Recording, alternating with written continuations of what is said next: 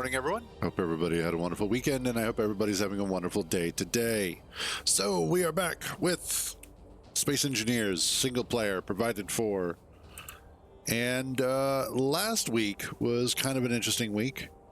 Got attacked several times, almost lost several times, but we have finally managed to start getting into a better spot and actually start getting into a situation where things are looking up. So, today, what I'd like to do is try and get more of this welded up, probably get some more actual turrets going on there, which would be nice. We can even see about making the actual assembler, which is something that we needed to do. In fact, how is our... Oh, sweet. And look at our... Okay, so I need to go get some more iron. A lot more iron. And then we can start working on that assembler. We're just gonna hop straight into it. Also, it has been an interesting weekend, to say the least. And I will get into that in just a second here. But as far as the roof goes, I am eventually going to be removing the wind turbines as well as our current turrets. And I'm going to be putting sort of an empty layer in there that'll have the conveyor, and then I'm going to put a layer of heavy armor on top of that to help protect it, as well as the various turrets that we're going to have on top as defensive measures for the entrance for the foreseeable future. That's the plan. We'll see how it works out. Also, apparently there was an update to NPC provider that now adds the full atmospheric encounters, so that should be fun. We'll see how that goes. Lots of cool stuff. But we need more iron. Like a lot more iron. And this time, let's try not to blow the side of the ship off, shall we? Just a thought of something that I would like to do or not do.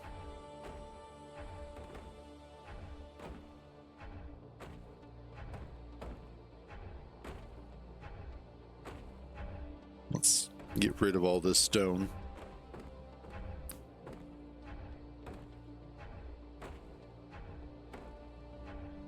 How much stone did I pick up? Good Lord. Well, I got rid of it quickly, though.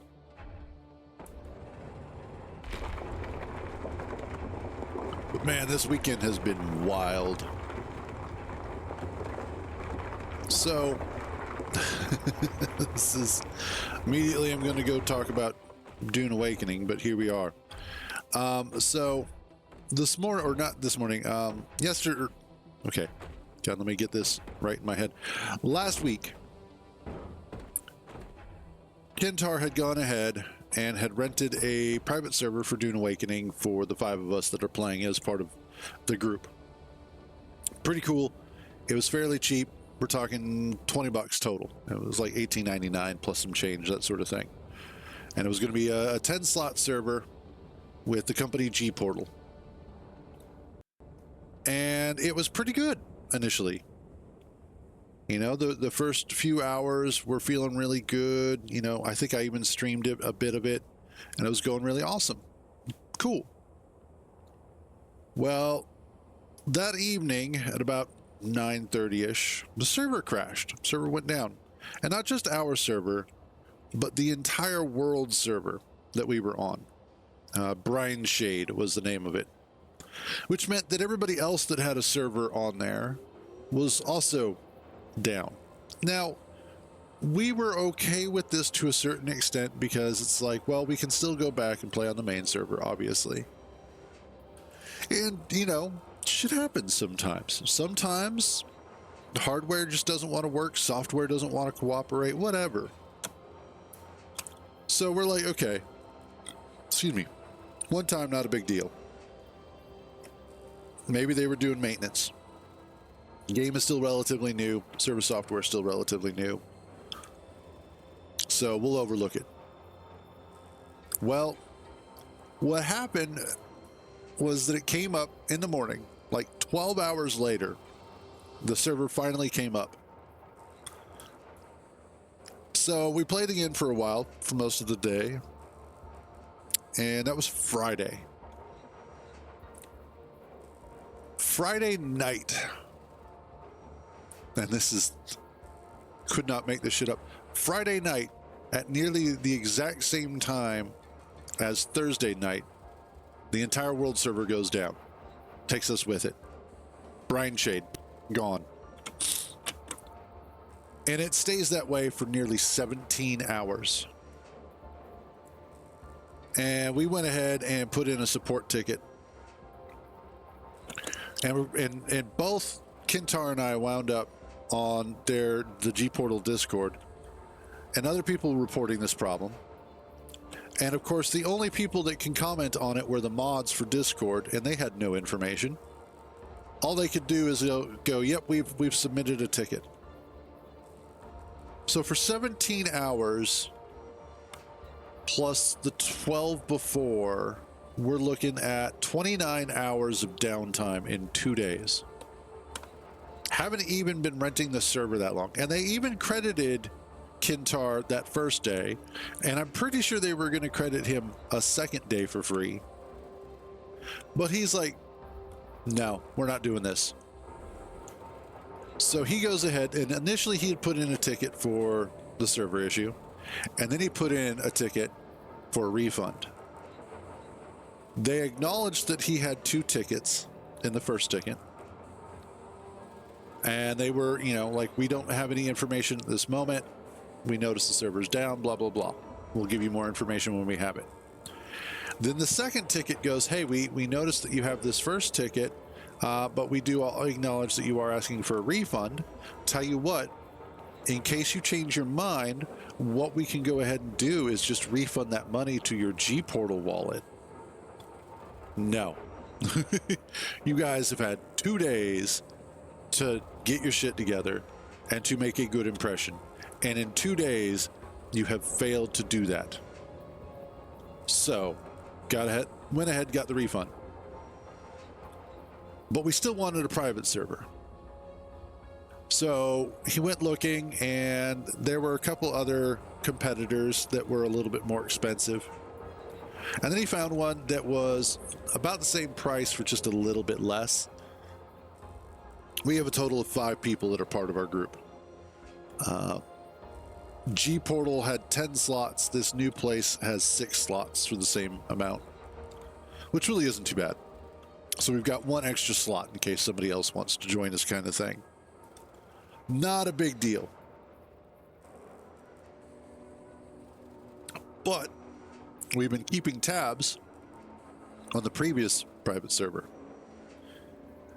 And it has not been good for Brine Shade. That server went back down yesterday night for another 17 to 18 hours. And last I checked, it was down again. At that point, if I were G Portal, I would do one of 2 things. First of all, I would see what it takes to go ahead and start migrating people's worlds off of there to a new server cluster. I would also start preparing my lawyers to deal with a potential lawsuit because that's one of those things that your job as a service provider is to provide the service. If you are incapable of doing that, then you have basically failed at your primary function, and you deserve to be sued. And especially if you're charging money for it. But of course, with these dollar amounts, nobody's going to sit there and bother with that. But it is just super frustrating because honestly, aside from the uptime, the actual server performance was really good. Like, really, really good.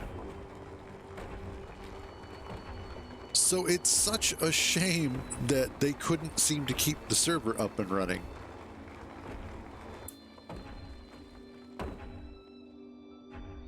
So if you are ever looking to get a private server, we do not recommend Gportal at all. Stay away from them. Their customer service is pretty much useless. Their service is terrible. And just in general, not a good company. Now, imagine if you were German, it would be different, because they are a German-based company. So I imagine if you're German, they're like, oh yeah, no problem, we got you taken care of. Or whatever the German for that is.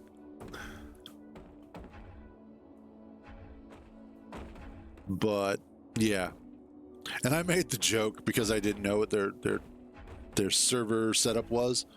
I made the joke about them only being able to pay half this month to the data centers. So they're basically doing, you know, like half the day it's up, half the day it's down kind of thing. And one of their mods got kind of butthurt and pissy about it and had to correct me on, oh, well, we actually own our data centers. And it's like, well, maybe you should try and make them work then. If you own them, why are they not working?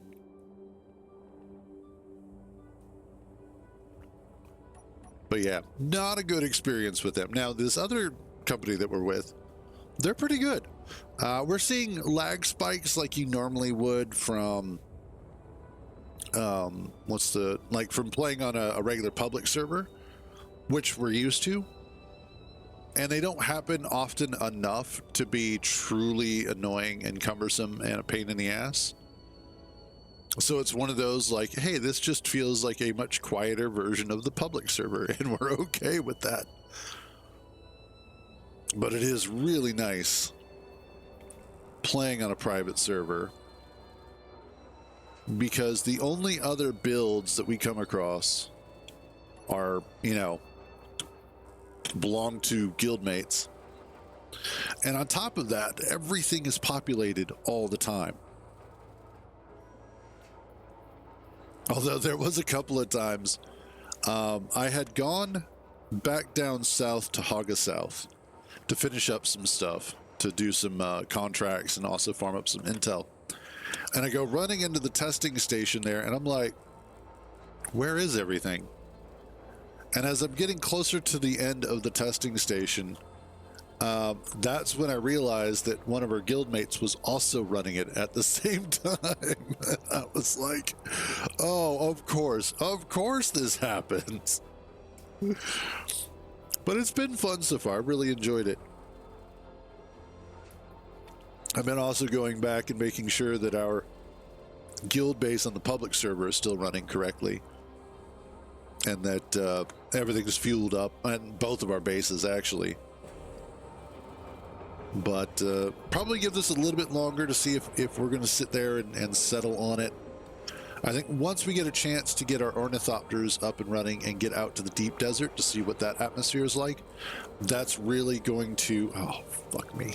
That's really going to go ahead and tell us whether this is going to be more of a long-term thing or not. You stop making those. Start making these. No, it's gonna be fight time.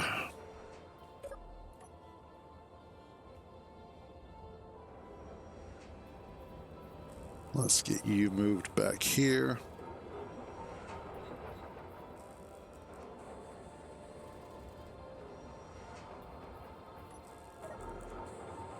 I need this to get moved back here.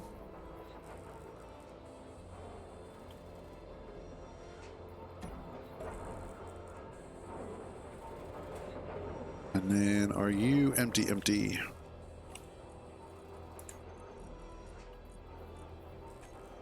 For the most part, yes. Okay. .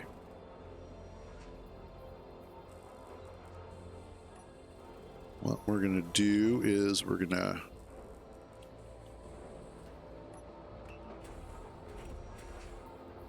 land that there.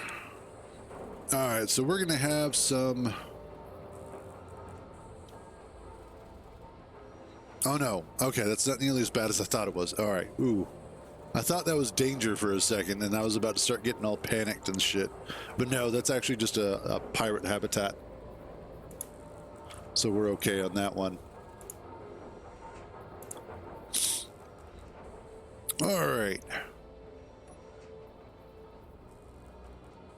Still, let's start...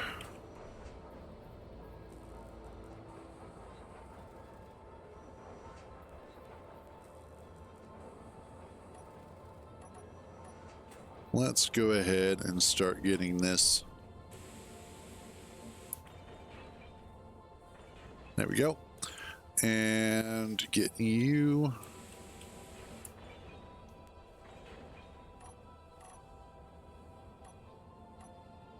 What do I have on me? Oh, perfect. All right, I want...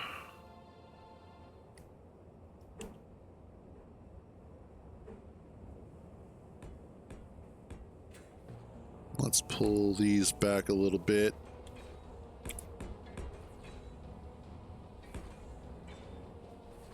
And then we will go with a junction there.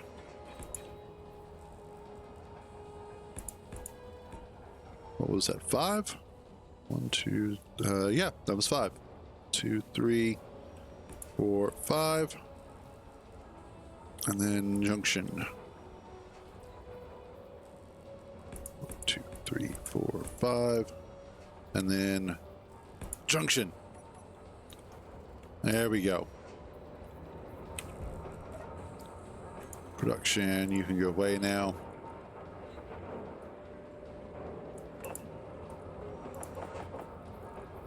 Get some of that.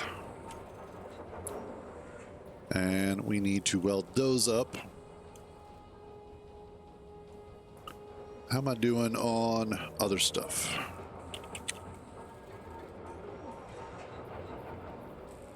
I need more. I'll probably need more nickel. I'm good on silicon, and I need more cobalt. Well, fortunately, I know where to go get some more nickel.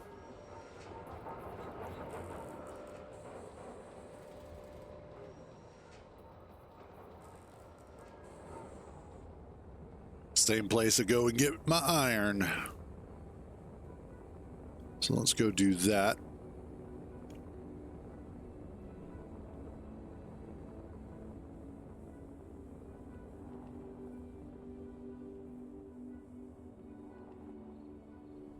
And I don't know, I think I kind of want to make this just a little bit bigger.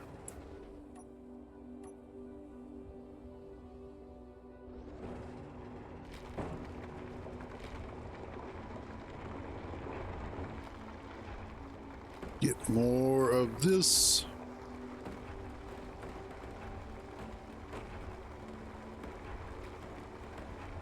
Honestly, as far as resources go, I don't generally need as much nickel as I do like iron.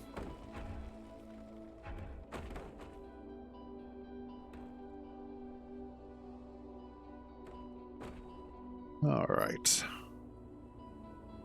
Let's go drop this crap off. Then we'll go grab the cobalt and we will move on.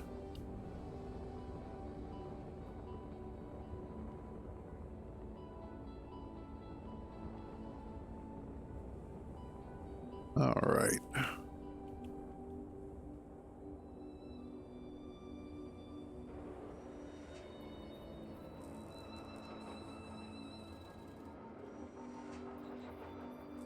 Yep, there we go.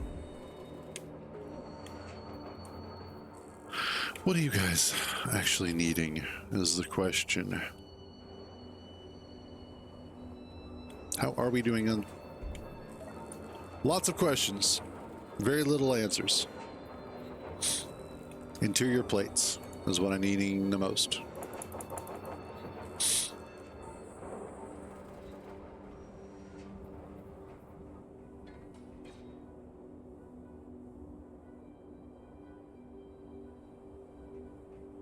All right. Well, and motors and other stuff. No, we're good on motors. I actually have a ton of motors.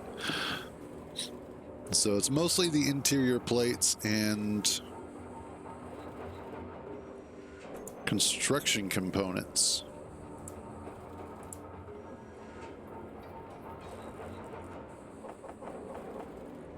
And then some small steel tubes.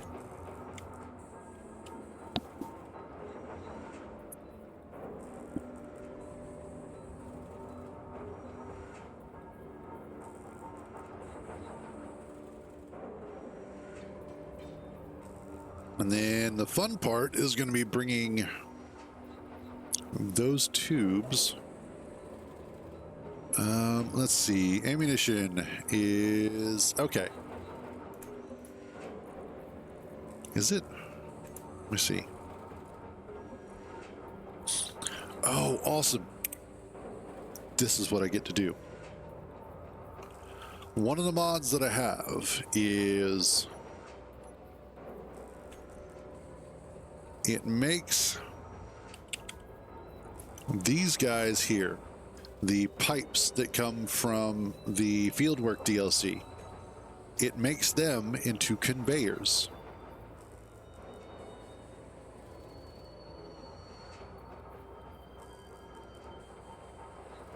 So I can attach that there and that there.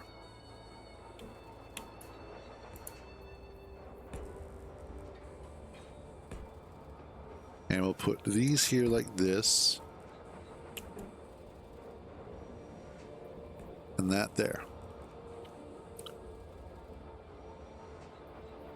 Awesome. So because of the fact this is a mod that allows this to happen, AQD conveyor pipelines. And essentially what this allows for is that it turns the pipelines into small conveyors. So anything that'll fit through a small conveyor, or certain components, ammunition, that sort of stuff, will go through these pipelines without any issue. I kind of wish that it was also large grid stuff, but, you know, beggars, choosers, that sort of thing. So specifically, what this means is that... what do you need more of? Steel plate? No, large steel tubes, maybe.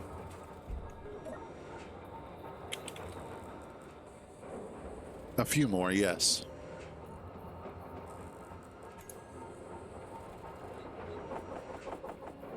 There we go. But I can use these to go ahead and conveyor the turrets and the ammunition, but still have these actually look like they are contributing to the base, kind of a thing. And being aesthetically pleasing, so to speak, which is what I want.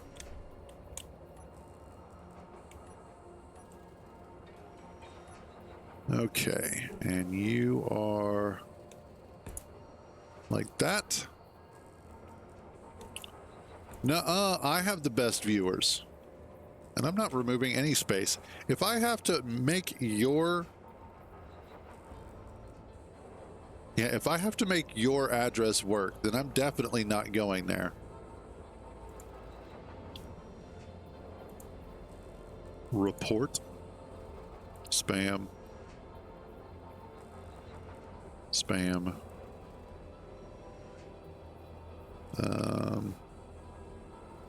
Viewer bot spam. Submit.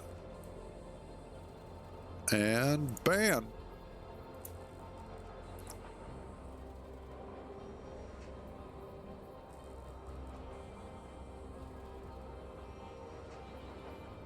I know, right? I was that close. Oh well, I guess we'll have to suffer without them. By the way, how you doing today, buddy? Are you actually... There it goes. How are you doing? Awesome. Now I should be able to... Fair enough. I am totally A-okay with that being a thing.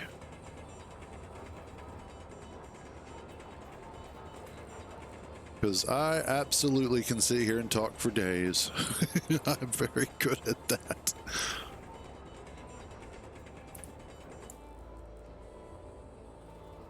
Oof, yeah. Well, fortunately, I'm generally broke most of the time. I did have a little bit of money left over from my last Twitch paycheck. And because I've been enjoying Dune so much, I went ahead and I bought the upgrade from Deluxe to Ultimate.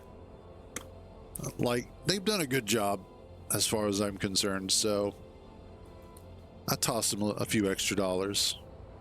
I know it'll make a world of difference to them. Hell yes, it is. Hell yes. Let's see. There we go. 1, 2.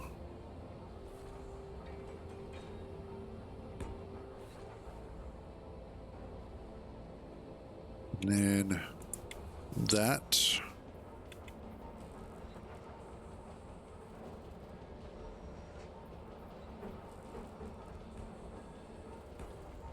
And let's bring this down to here.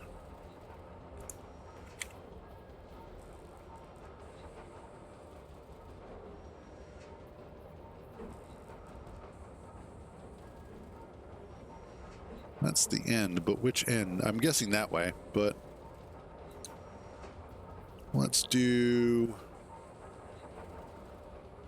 the junction here. Like that.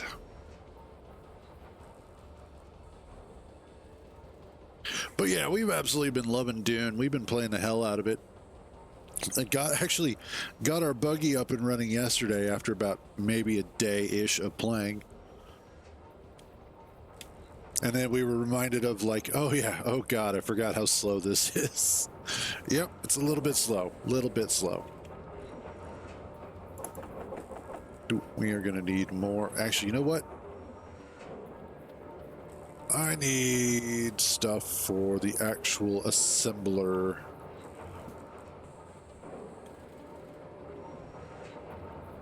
Where am I going to put that, though? At least for right now. I guess what I could do...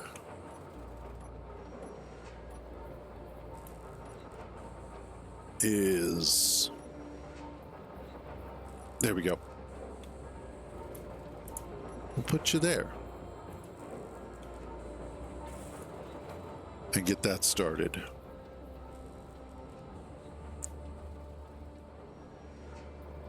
And I am going to take just a quick AFK. I will be right back.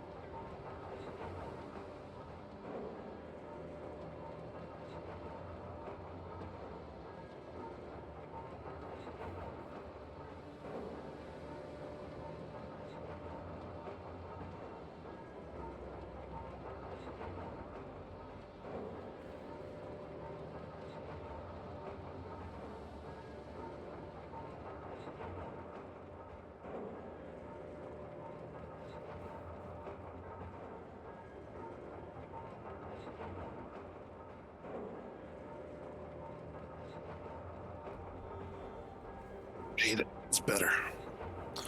Back to work. So, where are we at? I need... Well, you're working on that stuff up there. Ingots. You're going through a bunch of stuff.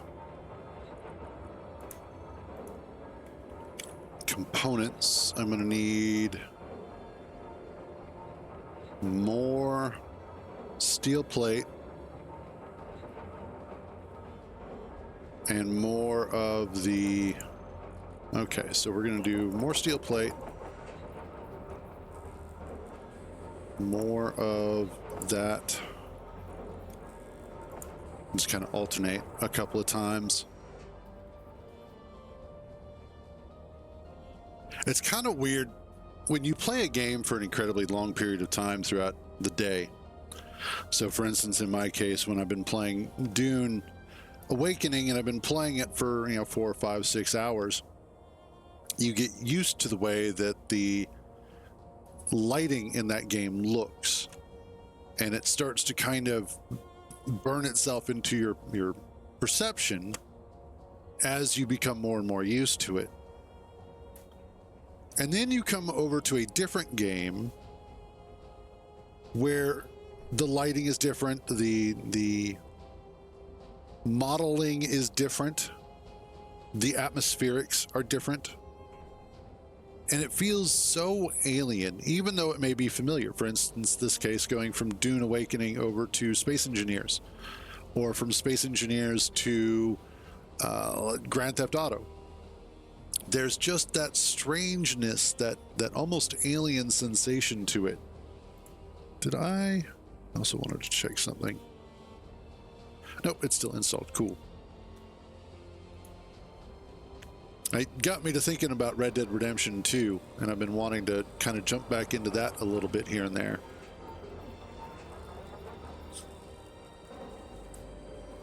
Honestly, the one game that I really, really wish I had right now was Death Stranding 2, because that's been getting a huge amount of praise from the people who've been playing it. And I want to play it because I really love Death Stranding 1. It's a great game. Why does it take so long? Do I need more large steel tubes? Is that what it is? I need more large steel tubes. That's where I'm going wrong.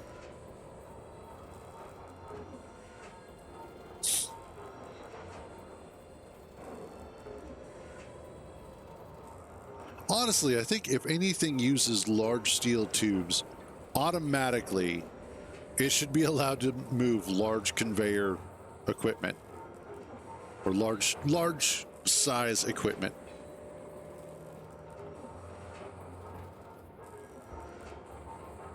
I will say my excitement. Okay, so this is something that also came up over the weekend, and specifically from a video from Zero Legion, who covers Space Engineers and Space Engineers 2 primarily. But he was commenting on something that is really, really interesting and really exciting and important for the Space Engineers community. And the biggest thing is that the original roadmap for Space Engineers 2, Space Engineers 2's release cycle was that we were going to see vertical slices 1 through 1.6. Now 1.5 just released, and that is the modding tools, or at least version 1 of the modding tools coming out for Space Engineers 2. And those have been apparently really super popular, and people are loving it and doing a lot of cool stuff with it. The next thing that was supposed to come out was 1.6, and 1.6 was supposed to add a bunch of quality of life and community feedback fixes and adjustments and changes. It looks like, however, they're going to skip 1.6 entirely. They're just taking it out of the roadmap, and what they're going to do instead is just rush headlong to getting 2.0 finished, which is the survival vertical slice. Now, they're not rushing as in like they're just going to get it, working as quickly as possible, and it's going to be a broken mess. But they are focused more specifically on it, and they're just going to probably roll in the 1.6 changes with 2.0, which makes a lot of sense. Or simply reschedule where 1.6 is in the release cycle so that they can get survival out to people, and then they can get 2.0 up and running a lot faster and get the hype built back up again, which is smart. Because what that'll mean and what that'll do for them is that it will put them back onto sort of the map, if you will. And we'll get people focused back on Space Engineers as a franchise. And especially with how good Space Engineers 2 is looking so far, and the type of game that it is. And wow, that was an interesting shift in lighting. It'll just be nice to see a survival. And I tell you what, as soon as 2.0 drops, mods or otherwise available for it, I'm going to be playing it. Hands down, that's what I'm going to be playing for a while. Because I have been absolutely looking forward to it.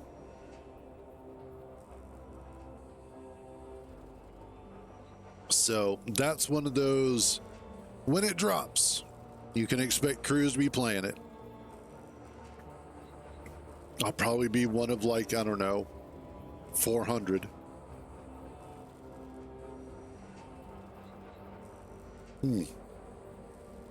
But actually, you know what? That reminds me, I want to check on something.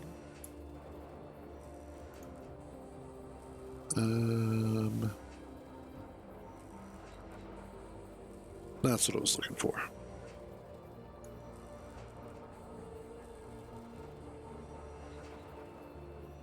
And okay.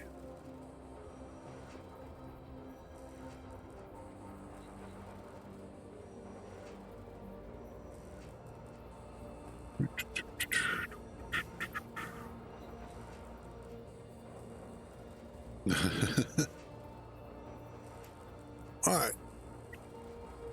So now that we've got the start of what will be our conveyor network for our turret system, the next thing that I want to do, oh sweet, and that's done. Oh, this is going to be perfect. What I would like to do is to look at how I want to connect this. And I think for now I will do a temporary connection out to here. So what we're going to do is I'm going to do some more of the pipes. And in fact, what I could even do is do something like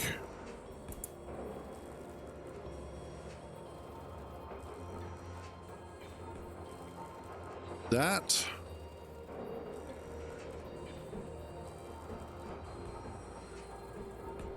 And we'll get that in place.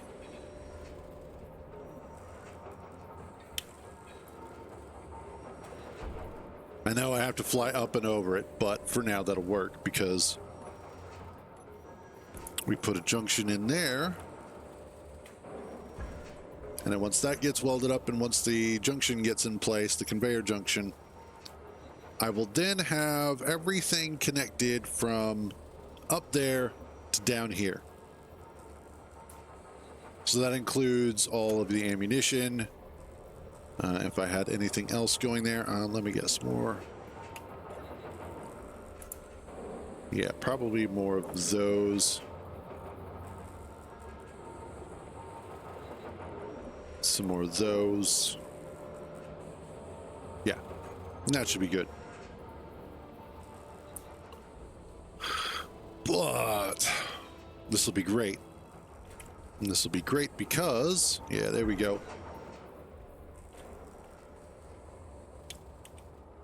These guys should now have ammunition. Beautiful. And with all 4 of them going, we will be better defended against the tyranny of the danger signals. Let's grab some more of this and get even more going.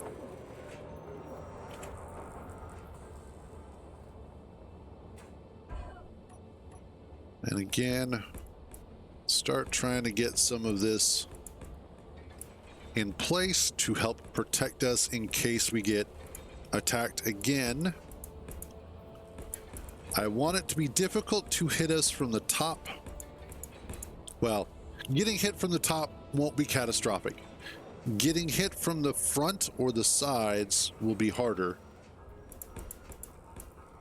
And that's primarily what I want to make sure of, is that the directions of attack are minimized.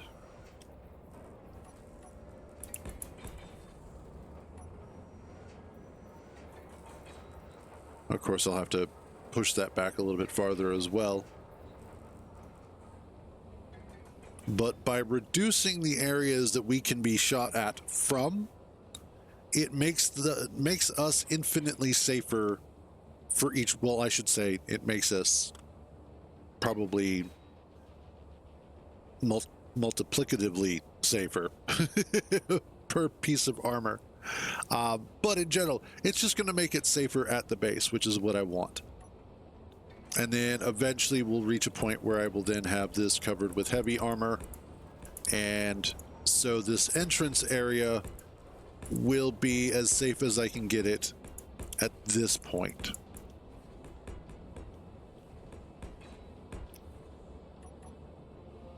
And then it's just waiting for everything to get welded up, kind of thing.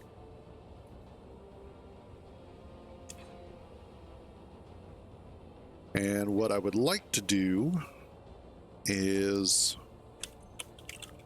find my blister turrets.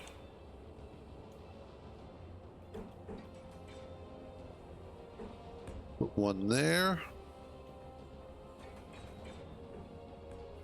And one there. And I may actually also take down these Gatling turrets and replace them with blisters. Well, I definitely will. The nice thing about the blister turrets is because of the fact that they are low profile, they're not going to be shooting each other. The Gatling turrets have a terrible habit of shooting each other, so there's that. Although, it might not be a bad idea to put them on the sides.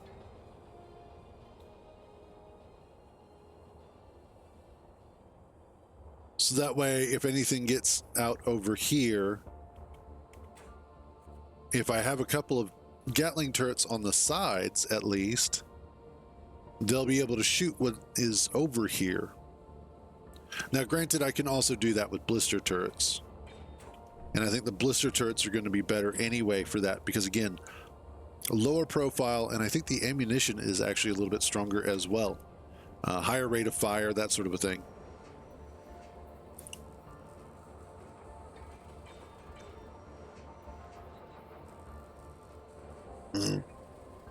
Warm temperature coffee.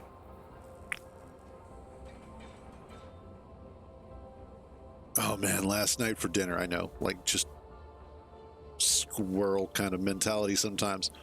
But last night for dinner, we were trying to come up with dinner, and I was like, well, we've got rice, we've got corn, we've got chicken. So what I did was I cooked up, actually I carved up the chicken breasts. It was two chicken breasts. I went ahead and cubed them and then fried them up, browned them up, I should say, with butter. Once they were browned, I drained it, put it back in, added some taco seasoning as well as a little bit of water. I had already cooked the rice. Hey, what's up, turnip? I had already cooked up the rice, so I added the rice in there, and then I added in the corn, and then I added a little extra water to make sure that it was going to stay moist, because I knew the rice was going to sit there and soak up a lot of that moisture that was left over. So I went ahead and did all that, And then we did took some Fritos and crunched them up, put them in the bottom of a bowl, added the mixture, the chicken, rice, and the corn, then put strips of lettuce, and just shred up some lettuce, put that on top with some shredded cheddar cheese and diced tomatoes and sour cream. It was so fucking delicious. It was so good last night. I was like, wow, that's actually a really good dinner. And sometimes I'm amazed at my own cooking, not because I'm like amazing or anything, but because it actually didn't suck. It's one of those, it's like, holy crap, I didn't screw that up. Which, let me tell you, that is a great feeling. Alrighty. Oh, cool. The pirates went away.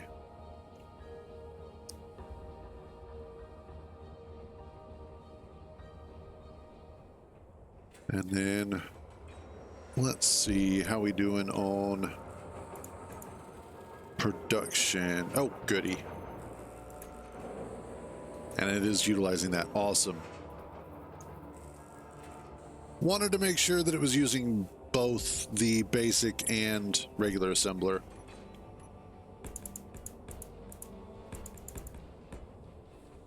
And we're gonna go ahead and start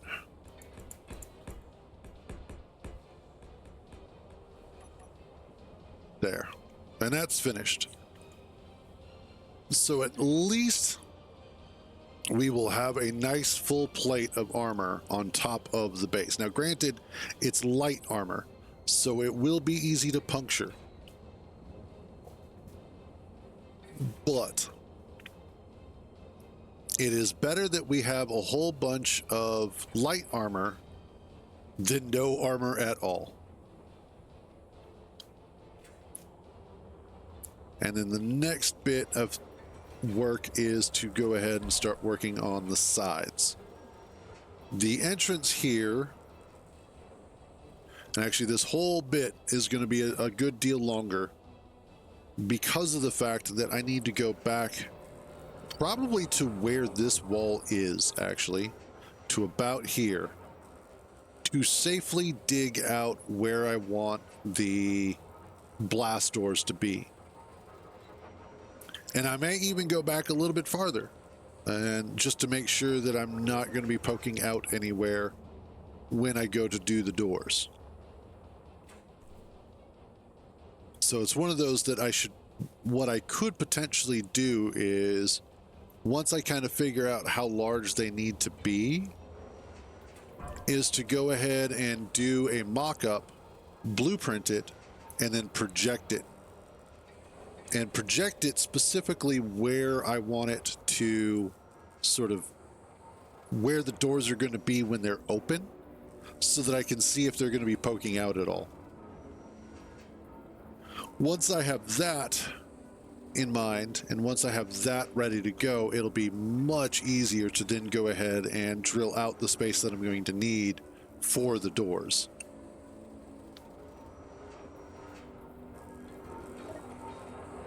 Next thing, ammunition. I need some 30 millimeter. Let's get that going.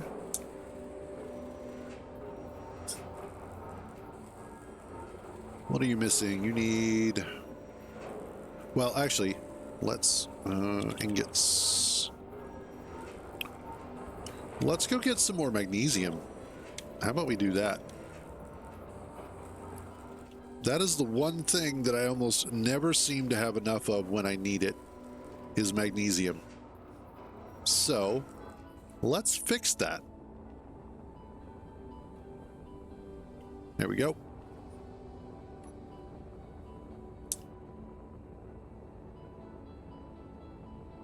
Let's go ahead and make sure that I have enough of the thing that's going to make me bullets.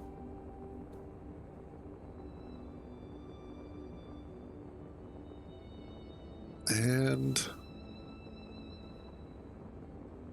ooh, I should also double check to see how I'm doing on ice. I might want to do another load of ice at some point as well. Okay, I believe this is the hole that screwed me up. Yeah, it is. So we're going to make this a little bit bigger. Accidentally blew off somehow a portion of the ship.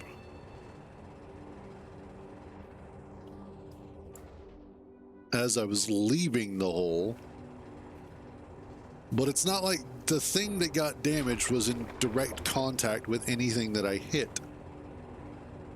It blew out one of the cargo containers for some reason. Just because of the armor itself getting hit.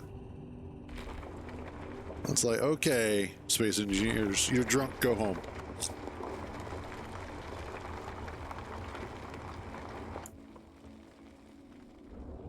Trying to kind of get down under it. Oh, nice. Okay.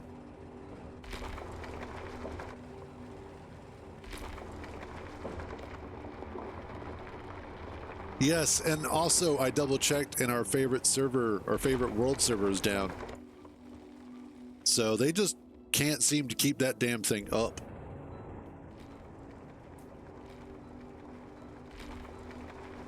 Which is hilarious to me. Yeah. At that point, they need to be offering to just go ahead and migrate people's servers. If I was G-Portal, I'd be like, we are terribly sorry for this inconvenience. We're going to go ahead and even more than that, I would also go ahead and just give people a full week for free. Just straight up. Here's a full week. We suck. We're sorry. Like, how do you go that many hours with a set of servers constantly going down?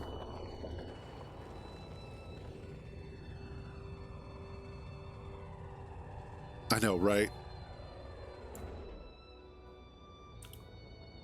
Yeah, that, and especially considering how many, like, more and more frequently coming across the negative reviews of people. So, yeah, G-Portal sucks. Don't get servers from G-Portal. If you're looking for a private server, specifically if you're looking for a private server for Dune Awakening, don't go through G-Portal. They apparently can't keep their servers up very long. And their customer service is abysmal at best.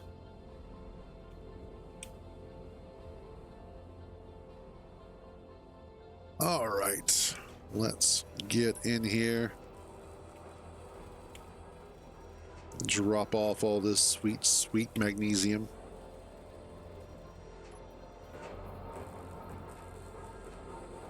There we go. Let's see, how much did we pull in?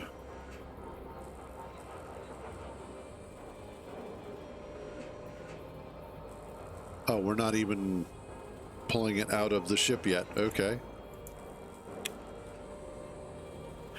Quite a bit. Okay, cool. That's what I needed to see.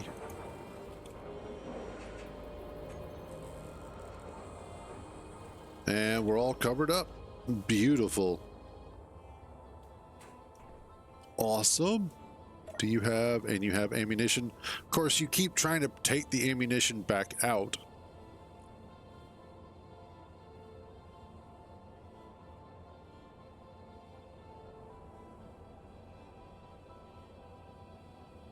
Oh, yeah.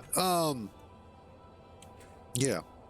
So the way that connectors work, because that's what that is that, and actually let me get in here and I'll show this. So for the ship, and specifically anytime that you have two connectors that are lined up, there is the default setting for connectors is that there is a small attraction force to them. So as long as you get them within a certain distance from each other and they are generally lined up, they will attempt to attract each other into docking range. So if I just start coming down here like this, let's kind of get into a better viewing position, you'll see that it'll go yellow and it will pull itself together. Hey, what's up, Neo? Once the connectors go yellow, you can go ahead and do a switch lock on them. And so that'll switch it from locked to unlocked. Well, at this point, yes. I am definitely reaching ancient, which is funny. Hey, what's up, Spectre? Kintar's old. If I'm ancient, Kintar's old.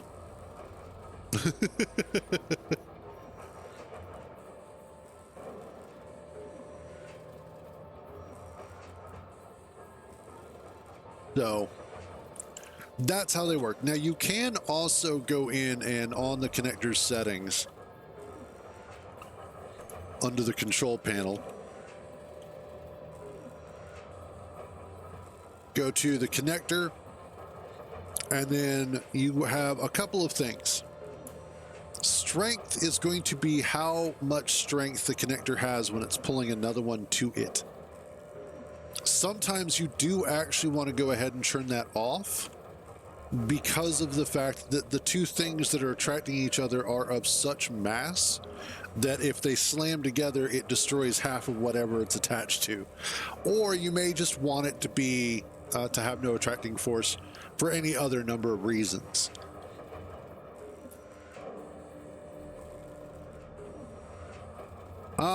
Funnily enough,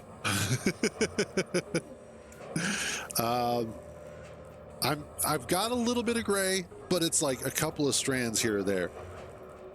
But no, I'm in my 40s, so I am deceptively older than I look.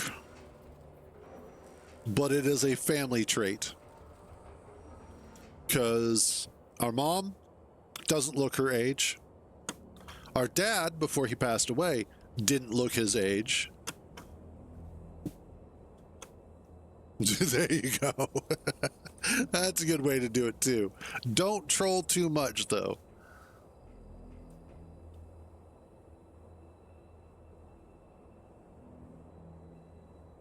Yep. So, got a lot of old people here, and then Neo. That's great. Although, honestly, that's one thing that I do love about gaming in general, is that a lot of us grew up with it.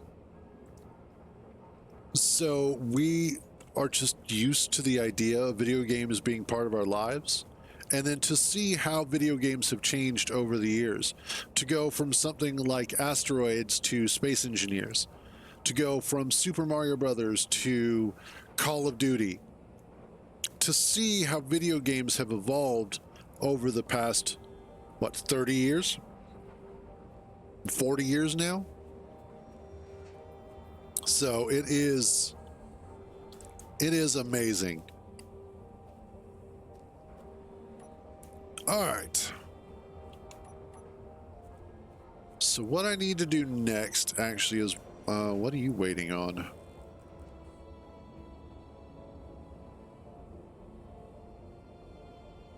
Computers, maybe?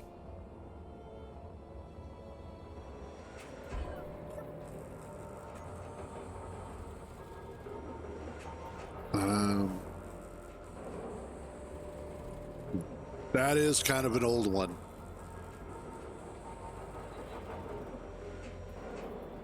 Okay, we've got computers.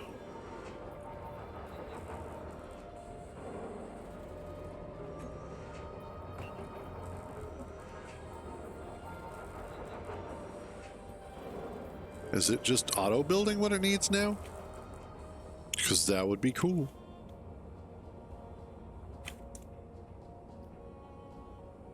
No.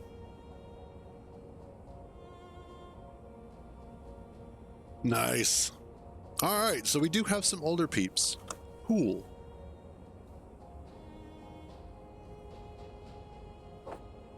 Finally, I'm not the oldest person in the room. Next to my mom.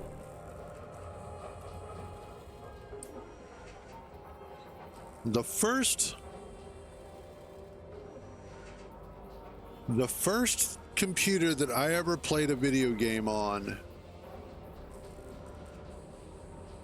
I think was, I want to say it was an IBM AT. It may have been an XT. I don't remember which my dad had first. And I remember playing Frogger on it. And that was a lot of fun. Until he accidentally downloaded a virus and got rid of Frogger.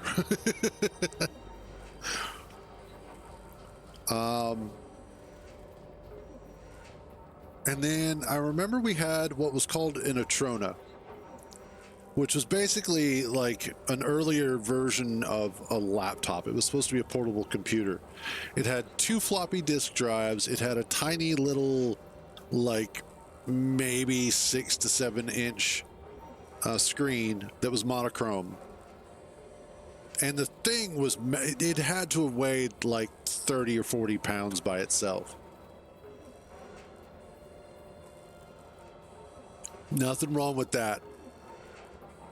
Nintendo was a good starting point for a lot of people, primarily because the games were a lot more polished. The control had been standardized, and you really were starting to see that video games were more than just a hobby. That was the point where we were starting to see generational leaps in what was capable of being done on a gaming console.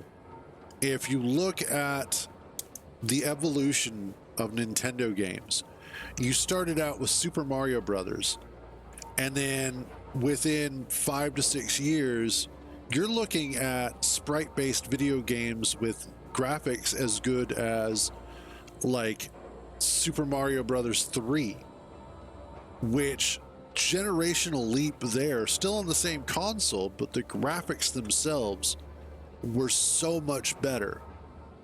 You're also looking at musical geniuses who had or were pushing at the time what I think it was like 4 audio channels were capable of handling.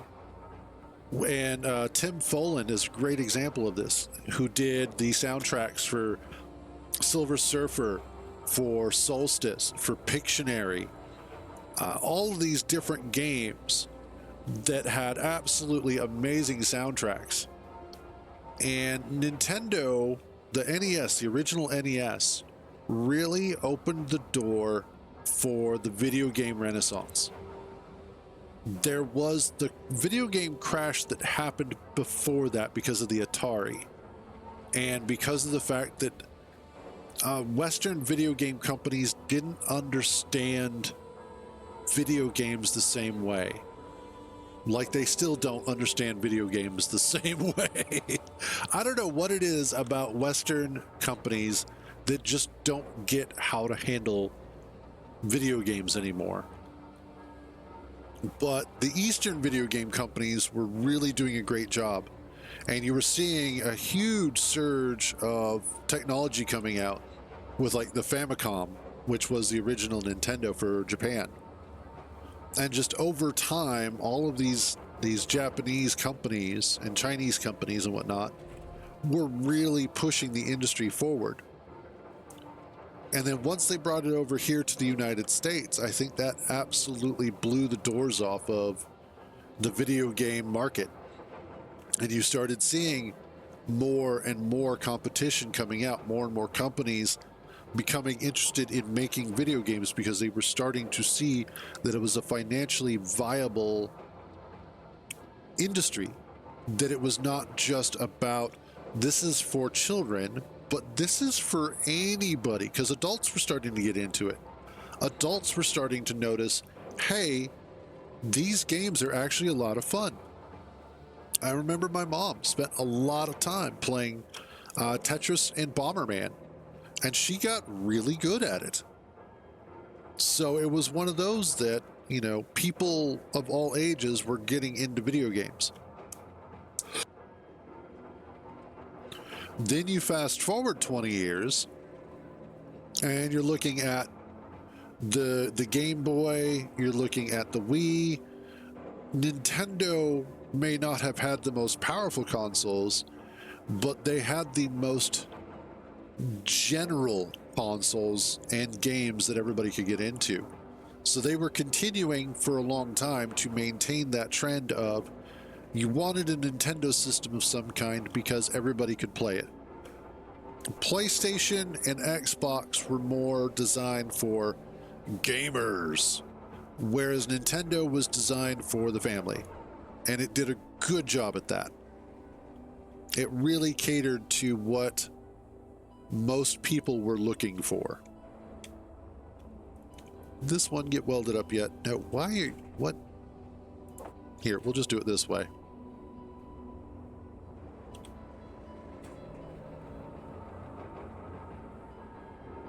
Yeah, I know that feeling, Spectre.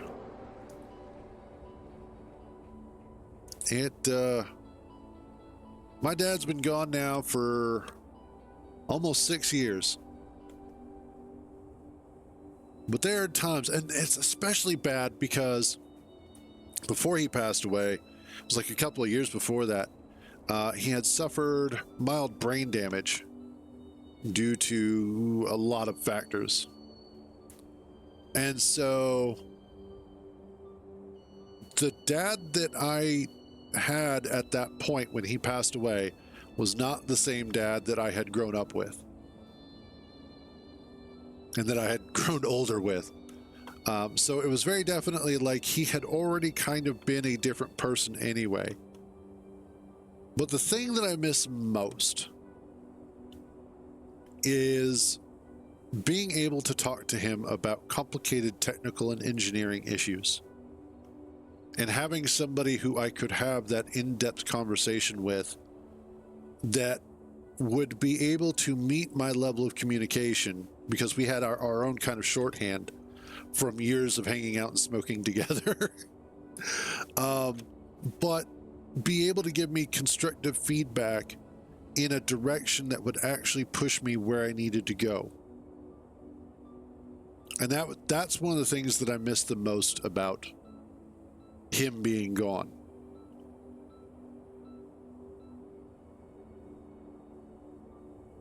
But yeah,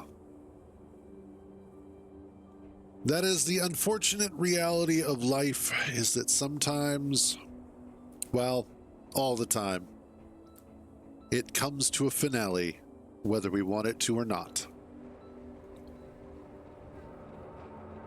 However, if we're lucky,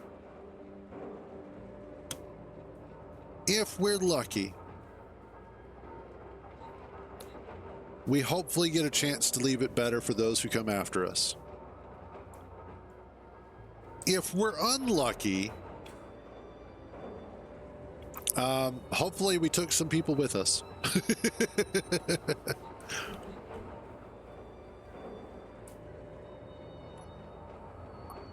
I don't want to do that. I don't know. Like I do, but I don't. God damn it.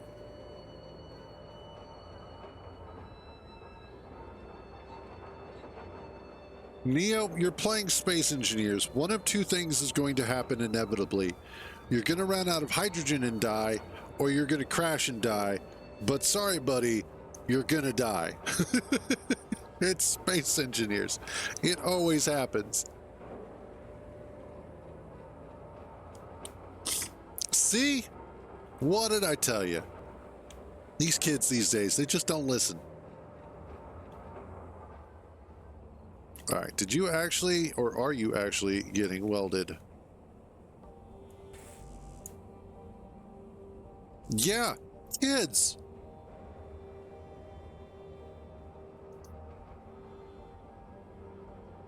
It depends. Well, okay, no. If you die in Space Engineers,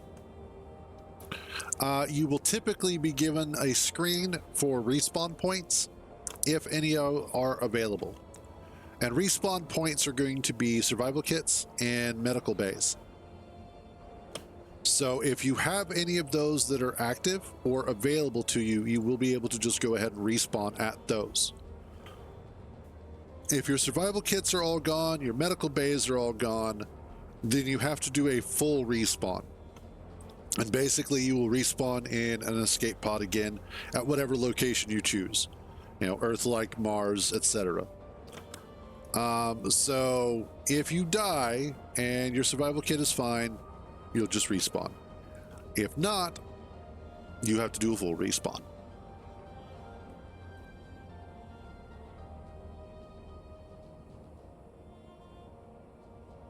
Yes. Actually, funnily enough, my mom and dad for a long time had a rivalry in Spider Solitaire to see who could get the highest score. And it was competitive for a while. They were doing really good at going back and forth.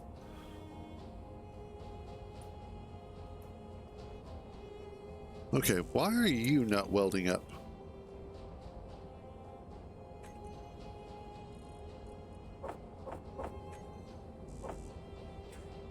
Okay, all those are done. Production. Make all of that.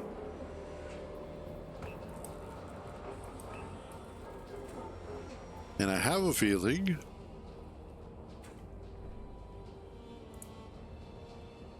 oh, metal grids and large steel tubes.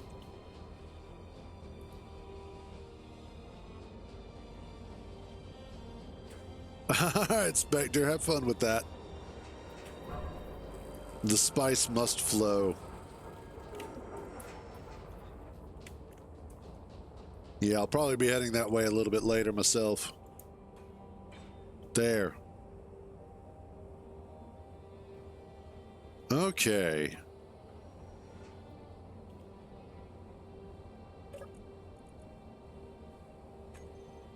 I need you to be locked. I need you to be locked. Awesome. So hopefully that'll stop trying to steal the ammo out of it. Because that's one of the weirdest things is that Izzy's has a problem with certain weapons. It keeps trying to take the ammo back out of it for some reason. Even though it's very definitely like an actual weapon. I think it has something to do with the way that it perceives the inventory on weapons. Or how the weapons themselves were originally done. God damn. I'm getting tired of this cough. Okay, so what we have here is the start of our base. I need more steel plate. I mean, we're good there, but I'm going to need more.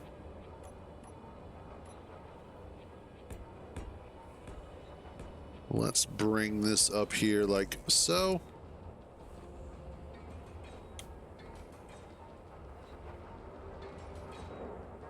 And then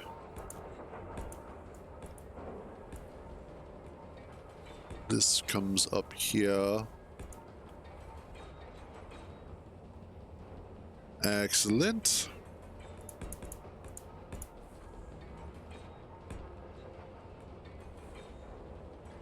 Hey, what's up, Grumpy? How you doing, buddy?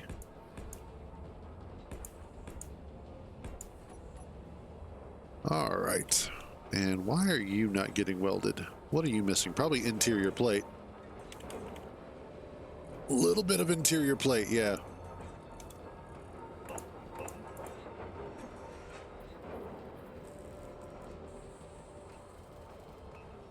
Okay. Ooh, ooh, what are you? What are you? Oh, just a habitat. All right. Every time I see a red thing pop up, I immediately have to look at it because that can either be a habitat, which not a big deal, or that is a danger signal, and that is a big deal because that could potentially ruin us. But let's go grab some more iron, as I have a feeling I will need more of that anyway.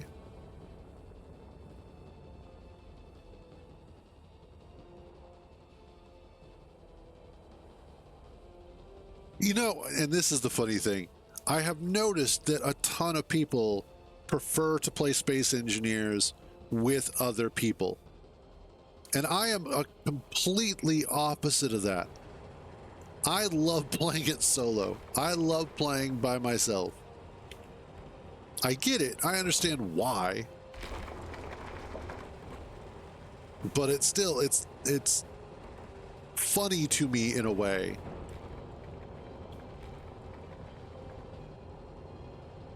And honestly, Neo, you should join, if you haven't already, you should join the Discord for Space Engineers. There are lots of people on there who are most likely more than happy to play the game with you.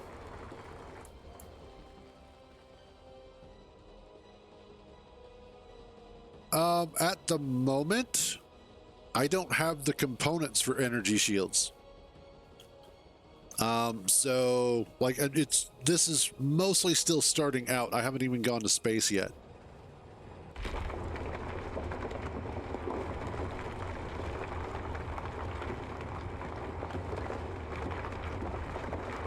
Yeah. Like once I get the parts for it, then I'll go ahead and start, you know, once I get platinum and uranium and whatnot, I'll probably start running it. But for right now, we're a little outside of our capability of doing that. Because defense shields are on the expensive side. But I don't mind running them. I like running the shields.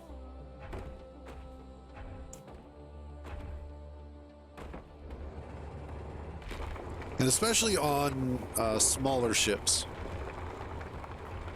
they're useful.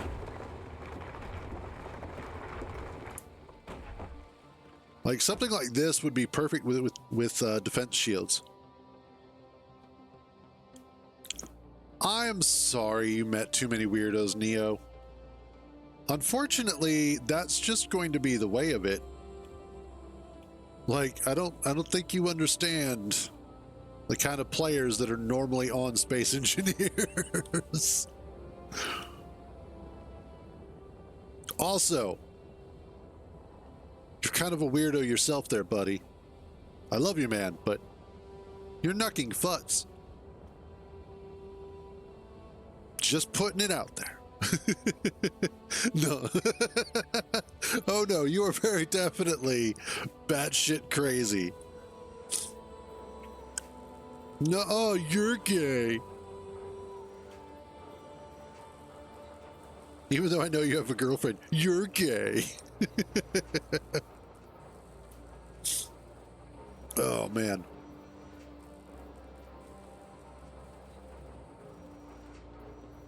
Oh God, no. We want him to continue playing Space Engineers. And see, right there is a perfect example. You may not be into dicks, but dicks are into you.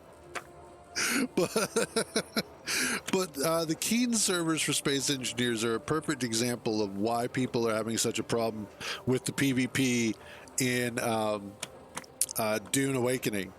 Because the people who like that sort of gameplay are really only in two flavors. The ones who are actually good at it and who enjoy the back and forth of good PvP. And then the second kind, who are just complete assholes and are just looking to make your day worse. There's very little middle ground in between those, which sucks. Alright, looks like I need another interior plate. Get one of those made.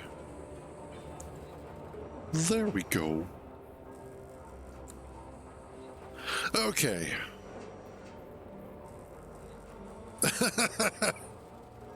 That sounds about right.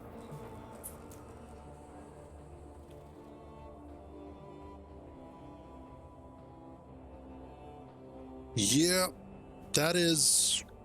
I think that's pretty much the quintessential experience for space engineers.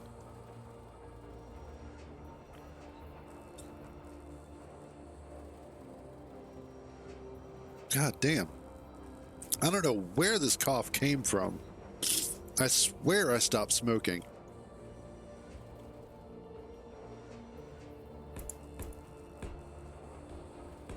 Let's run these out here like so.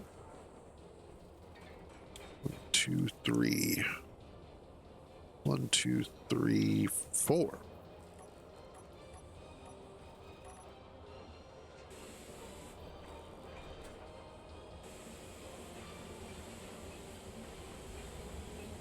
There we go. All right.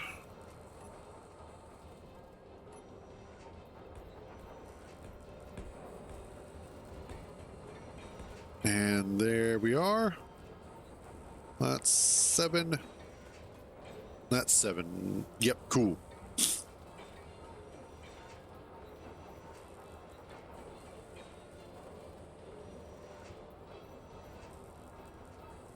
Okay.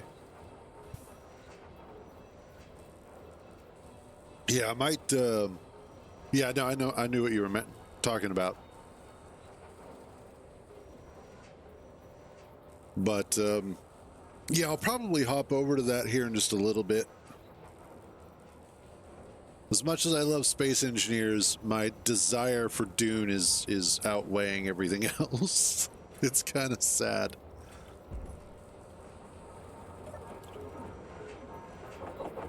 I think I'm mostly doing this out of obligation more than anything else.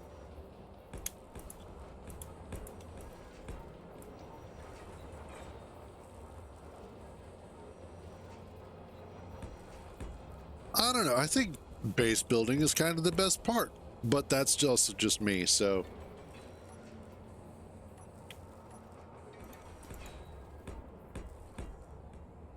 Let's get that in place, and then you.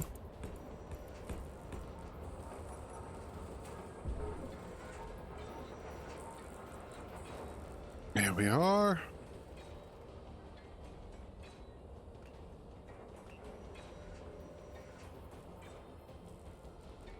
Yeah. We're actually starting to get a proper base going here. That'll be nice. And then what I can do on the outsides here is to go ahead and see about coating this with some heavy armor along here down into the ground some. So that way it'll help protect from side shots as the enemies are flying in from various directions. Oftentimes what they'll do, because they're flying so fast out here, is that as they are coming in, they will be flying directly overhead and past before they slow down to make their next strafing run. And so by adding some heavy armor along the sides here, what that'll do is help protect against those strafing runs and make it so that they are not doing as much damage. The other thing that I can also see about doing is to maybe go ahead and run some decoys out a little bit out here so that they are more likely to shoot at those while being shot at by everything else.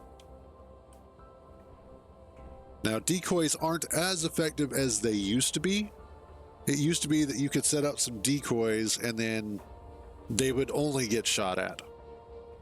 But now I think what they do is that they just change the likelihood that they are going to be targeted.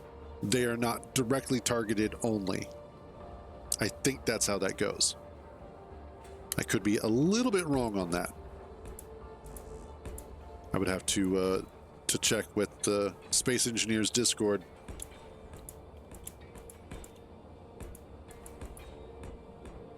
But let's get the rest of this wall up in place. Same with the other one.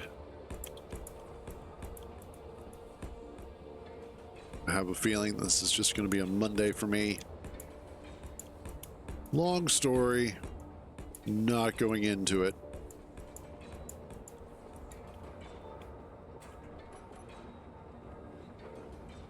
But there we go. That'll be... There we go. That's just... There we go. That goes a long way towards helping out and making sure that we are going to be a little bit better protected. Now, essentially what's going to wind up having to happen is if they want to get any sort of direct shot at anything that's in here, they're going to have to essentially either work their way through the armor on the base, or they're going to have to come in through the front. I need a lot more steel. Which is fine. I kind of knew they were going to need to, or I was going to need that anyway.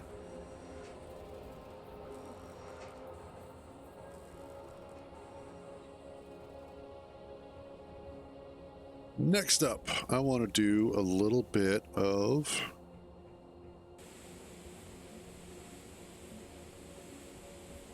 painting here.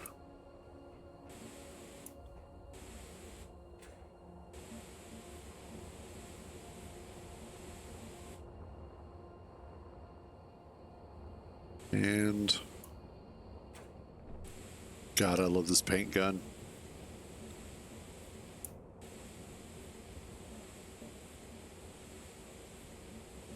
Like it's quite possibly my favorite mod.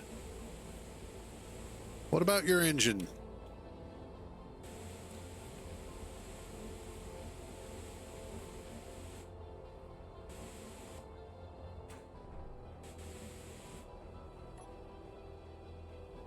There we go.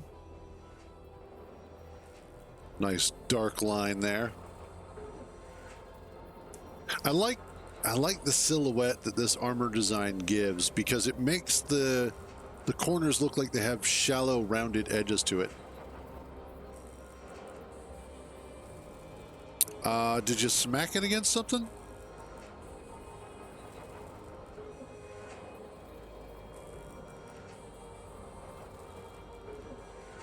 And what engine are you talking about?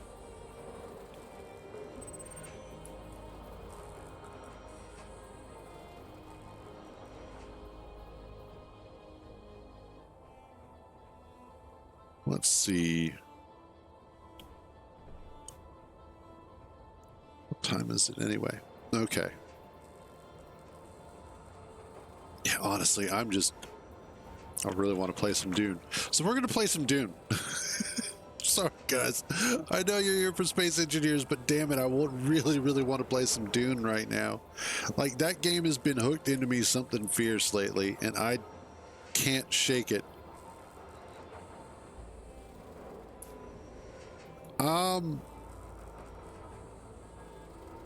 So a couple of things could have happened. You could have hit a tiny amount of voxel material and not realized it. Clang may not like you, and if that's the case, you're screwed. It could just be a random bug. Lots of different reasons.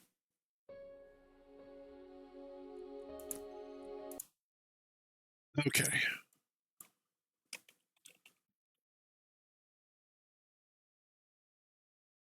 Dune Awakening. Dune Awakening. Not modded. There we go. Okay.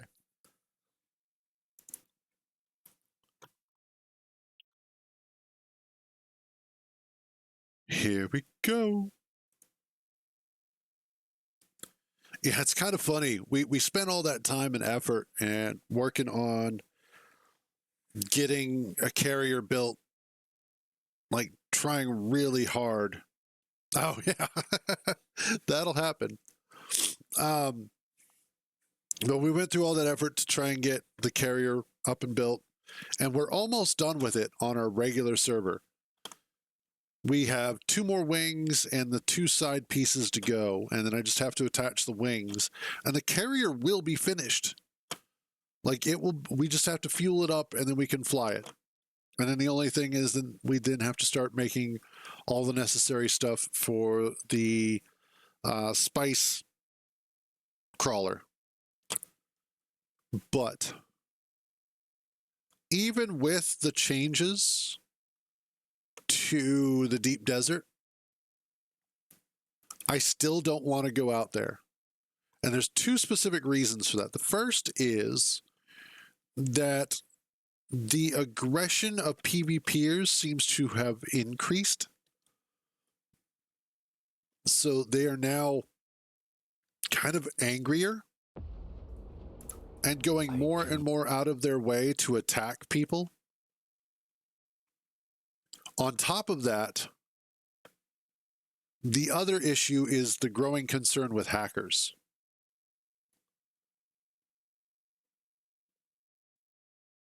Wait, what?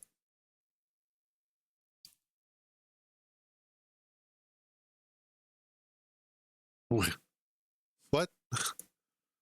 Where's the servers?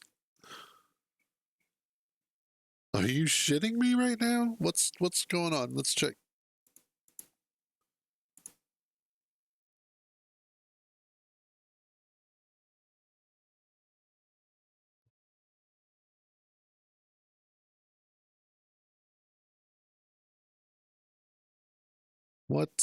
What's going on? Oh, nope, there we go. That was all the servers are back up now. What the hell? Okay.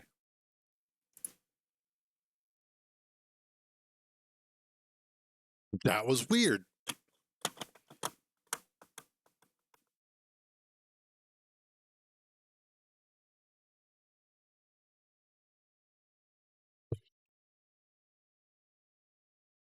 Okay. That was just weird. Oh, and I've got a... Oh, this is one of the things that I wish that they would fix. So, every game that I've ever played has various sound settings for your input and output devices. Typically, the way that Windows works is that you will set a default device for your input and your output, your microphone and your speakers. And then you can switch between them.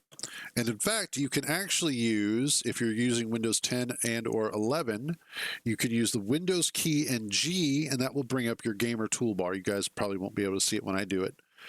But there is an option, a window where you can easily change what your output device is.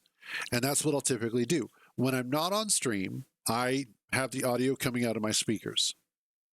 When I am on stream, I have it coming out of my headphones for obvious reasons. Dune, on the other hand... Okay, let me step back a little bit. Games will then basically give you the option to either use whatever the Windows default is, or you can manually select what your input and output devices are. So if let's say you have a mic specifically for streaming and a mic specifically for gaming, you can differentiate those. If you use, let's say, most games will allow you to put voice on, let's say, your headset, while everything else comes out of your speakers. Cool. Dune, on the other hand, doesn't have those options. If you go under audio and you come down here to device, there should be an option for default. They don't have that. So every time that I'm streaming, I have to come in here and I have to manually choose what the output is. The input stays the same, though, because it's this microphone. But the output, I have to constantly change. And then when I'm done streaming, I have to then go back in and change it. And this is... I think this is a good example of Funcom's decision-making process. And in fact, I was watching a part of a video this morning that was talking about the changes to PvP. And one of the things that he mentioned was that his opinion about the Deep Desert was such that the reason why you have all of this gameplay leading up to the Deep Desert being PvE, and then you have the Deep Desert as PvP, because they were indecisive about what they wanted the game to be. And in fact, it sounds like what happened was they had a whole bunch of the game already made. And then they're like, oh, hey, wouldn't it be cool if? And they threw that in and went, okay, this is now going to be the end game. And it was kind of a last minute addition, is how it feels. So it's one of those that I understand why people are upset with it. Oh, he really did. Okay. And I understand why it's disliked. Because it feels so out of place with everything else.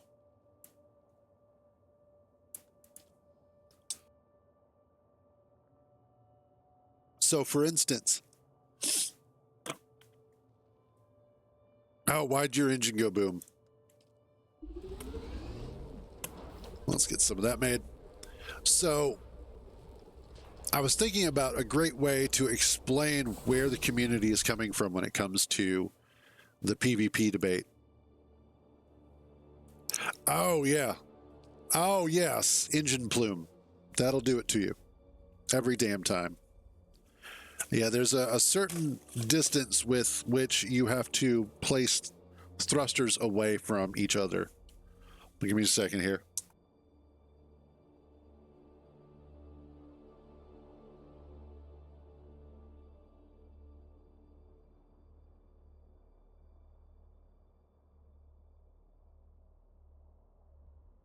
Okay, so the way that I thought about how to explain the PvE versus PvP situation in Dune Awakening was such that you go to your favorite restaurant, and you go to your favorite restaurant in order to get a particular food. We'll just use steak in this analogy. It can be any food. Anything that is one of your favorite foods or just something that you really, really enjoy. And you go to that restaurant and you order this food and you start eating, and it's really good. It's the best it's ever been. It tastes great. It's perfectly seasoned. It's the right temperature. Everything about it is perfect. And you're eating and you're eating and you're eating. And you're like, you get to the very last bite and you're just about ready to put it in your mouth. And all of a sudden, that bite of food that you've been having for the past 30 minutes, that delicious meal that you've been enjoying all of this time, suddenly what you put in your mouth is completely different. It is similar, but it's completely different. And when you try and talk to the waiter about this and you're like, why did this happen? What happened? Everybody looks at you and goes, what's wrong? Didn't you like it? You knew that that was going to happen. You knew they served other food here. Yeah, but this isn't what I started out eating. This isn't what I ordered. And so that's kind of what happened here, is they've spent all of this time teaching you how to play the game one way. And you can spend easily anywhere between 40 to 100 hours just in Haga Basin. Then you get to whatever is next in line. You make that jump to the deep desert, and all of a sudden the deep desert is, here's this tiny little shore of safe space until they recently changed it. And as soon as you go out there, everybody is trying to kill you. Not just the NPCs, but everybody that's out there is wanting to kill you. And it is such a huge change in attitude and such a huge change in gameplay that for a lot of people, it's a version of culture shock. And you suddenly realize, I don't want to play this anymore. The game that I started out playing does not end the way that I wanted it to. It's like if you were playing Red Dead Redemption 2 single player, and you play all the way up near the end, and then all of a sudden it switches to Grand Theft Auto Online on PC. And it will throw you for a loop. Also, do I have extra fuel? I do. Awesome.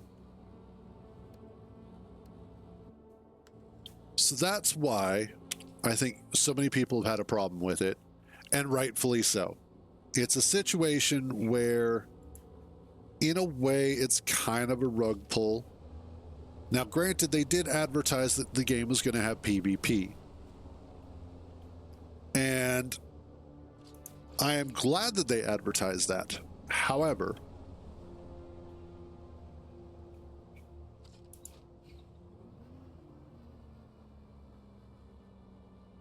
yeah, I see what you're doing there. You probably don't want to do that.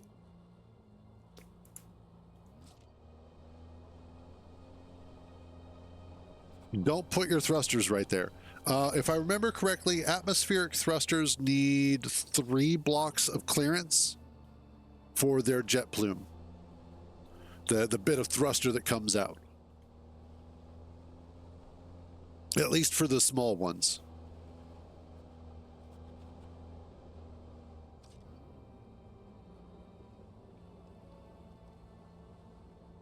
I'm after something. What am I after? Not a sandworm. We're not after a sandworm.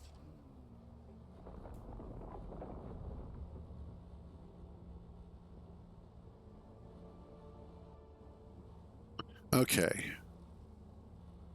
Now that I'm sitting here bitching about this for a while. So one of the things that I've been monitoring with the private server, and I was kind of doing this with our first one, I've been doing this with our second one, is that I'm wanting to see what the overall population is for the actual like world server. And that the world server is basically all of, yeah, that should be better.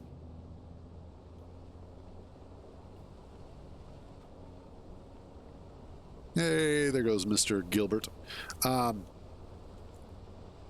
The way that it works is that you'll have your basic smaller servers. Those all feed into a world server. The world server then houses the overworld, Arakeen, Harco Village, and the Deep Desert. All of that stuff is on Funcom's side. Now, because we haven't gotten out to the Deep Desert yet, because we don't yet have ornithopters with which to get out there, it's still kind of a wait and see. But looking at the number of people that are on servers for our world versus the number of individuals who may potentially be out in the deep desert, I'd say we're doing pretty good on being able to get out there and do stuff unaccosted. I'm also hoping that most of the people here are going to be pretty chill. That's the hope. However, we won't know until we actually get out there. Oh, you bitch. All right, let's just go ahead and go for it. Cannot wait till we're able to upgrade this poor thing. The other nice thing is that because there's only 5 of us here on this entire server, at any given point in time, there's usually only 2 of us that are actually online. All of the spice blows are ours. We don't have to share with no one. of course, a lot of the spice always winds up being over drum sand. In fact, it was funny, last night Kintar and I were out collecting. We were just out and about collecting shit when we noticed a couple of nearby spice blows. I was going out to try and get mine. He was working on one that was near drum sand. He asked me to come over and help him out, and I was like, yeah, no problem. So I show up. I go rolling up there. And it's far enough away that walking out there was a pain, and then coming back would be also annoying. So what he was doing is he was riding out real quick, popping the sand with the compactor a few times, picking up what he could, and then jetting back as soon as the worm was like, ooh, yummy. What we found out that you could do, though, and we were messing around with this before, is that you can have somebody ride on the back of your sand bike. And it works really well if you have a cargo on the back. Because then they can stand on that. The driver just drives you out to the spice sand, and then the person who's standing on the back can just start shooting the spice sand with the compactor. And then if they duck down, it makes it easier, and you want to communicate a little bit with the driver. But even from the back, while you're just standing there, you can still collect the spice sand. I call it the Barbara Spice Sand effect.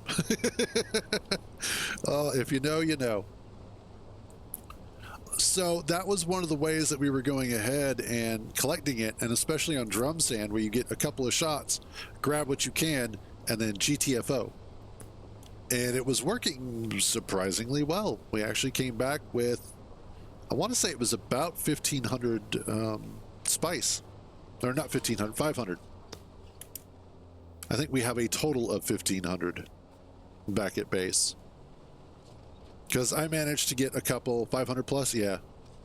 I know, I managed to get a couple. So all in all, it's been fairly effective, and we are starting, even without Thopters, we are starting to actually get together a stockpile, which is nice.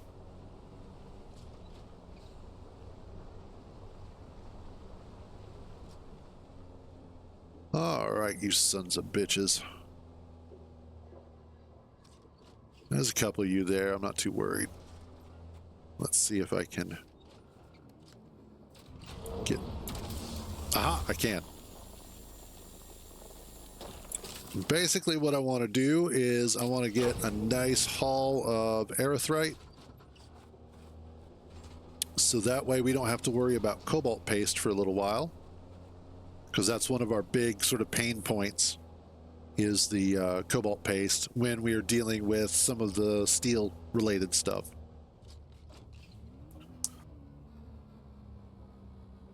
As well as what we're going to need for additional power options. Of course, that's one of the other things that which is kind of nice on this, is that we don't have sandstorms or taxes. Now, part of me kind of misses the sandstorms because they were kind of fun, but at the same time, not having to worry about them is great. The taxes thing doesn't bother me one way or the other. Not having taxes is like, eh. Making Solaris is not difficult. But not worrying about it isn't too bad either. So I'm either way with it. But all in all, the benefits of a good private server outweigh the negatives of a good private server. Or any of the alterations that it makes to normal gameplay. And having a nice small community to play with is nice as well. It is better than the alternatives. Because, oh, you sons of bitches.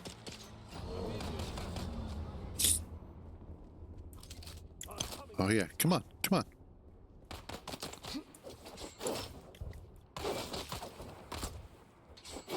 I can do that too.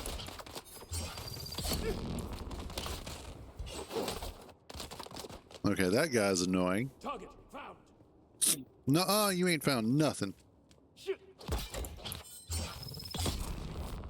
Oh, you're dead now. How'd that happen? Your blood is mine. I've got one of those as well. Oh, but I have no ammo. Okay.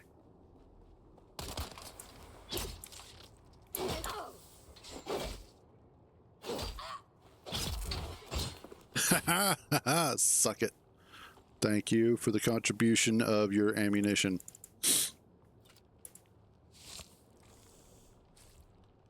There we go. Man, last night I was playing some. And for whatever reason, while I was making dinner, the Metallica song King Nothing just stuck in my head out of nowhere. Hadn't listened to it in a long time. Just all of a sudden, boom, there it is. Which is not necessarily a bad thing. I actually rather like that album. In fact, that was the first Metallica album that I ever purchased. And I got it from a store called Roses, I think. Kind of like a lower end Kmart kind of thing. Hey, what's up, clone? So last night, I was like, you know what? I haven't listened to that album in a while. Roses? Kinda. No, it is not Space Engineers. I was playing Space Engineers, but now I'm not. I'm glad you noticed. Means your eyes are still working. And that makes me happy. I think everybody should have working eyes, mostly. But, yeah, exactly. So, I wound up, I have the album downloaded, you know, because I owned it, so I ripped it. Yeah, what's up?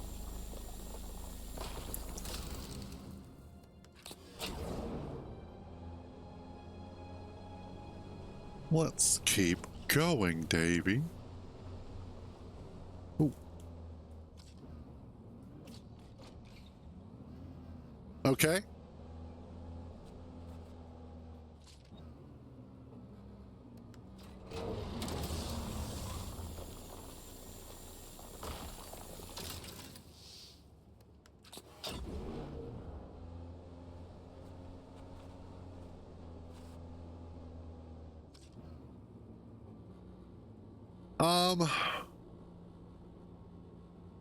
Do you currently have voxel regeneration turned on?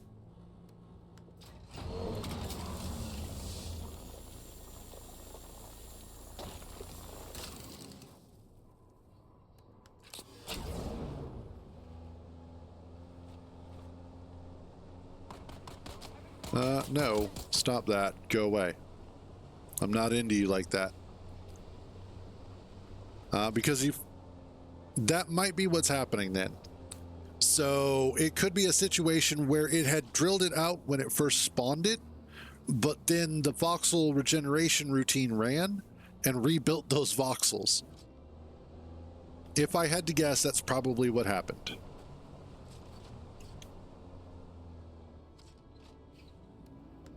What are we at? Okay.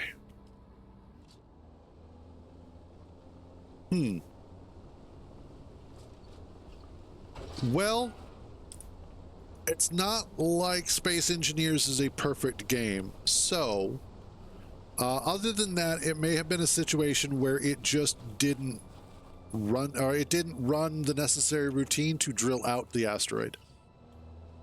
I don't know. That's one of those things. I don't know enough about Factorum to say one way or the other.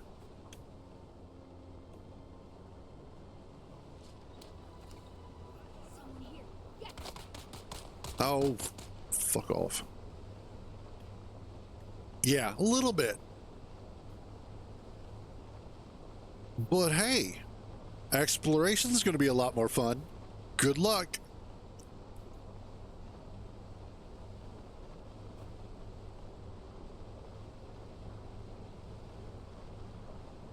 What you might want to do is go into creative mode with voxel hands and see if you can remove the material that way.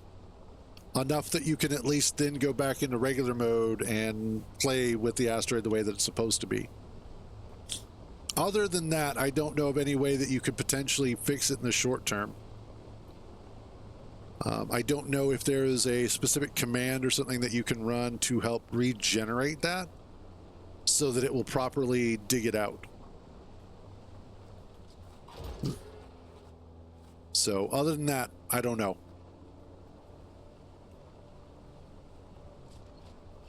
But we are going to stop off here at Pinnacle Station because I need to take a short AFK.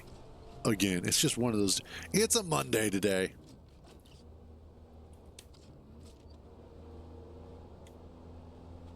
True. Not really. Well, it is a fix, but it isn't a fix. But yeah, I get what you mean.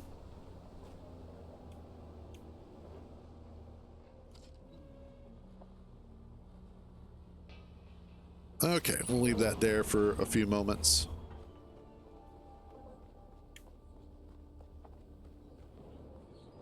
And we'll hang out here just as part of the scenery. And I will be back in just a little bit.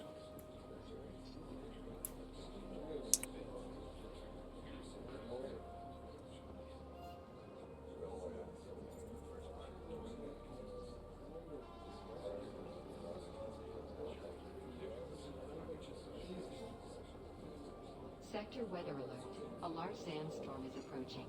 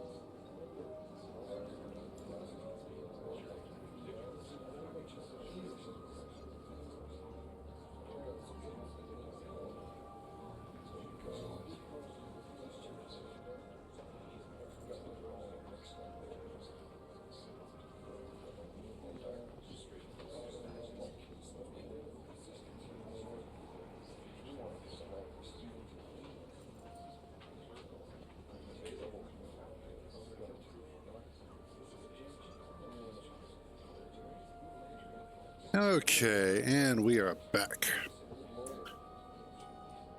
All right, so let's get back to our buggy and let us get back to work getting the erythrite. There we go.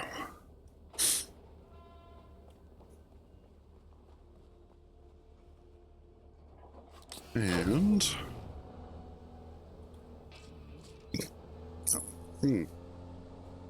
now the reason why the erythrite is going to be important for us is because that is one of the components for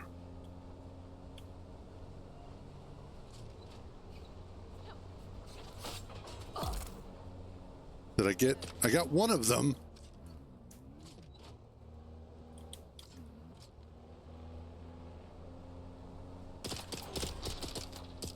How did I not get both?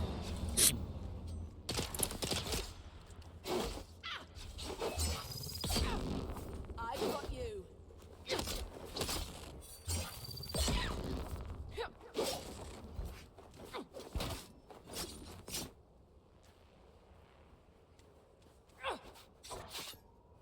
Just have to keep out of range. I want that armor though.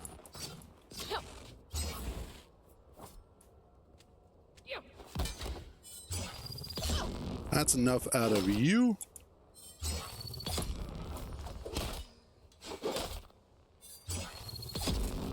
There we go. Good Lord, just die already.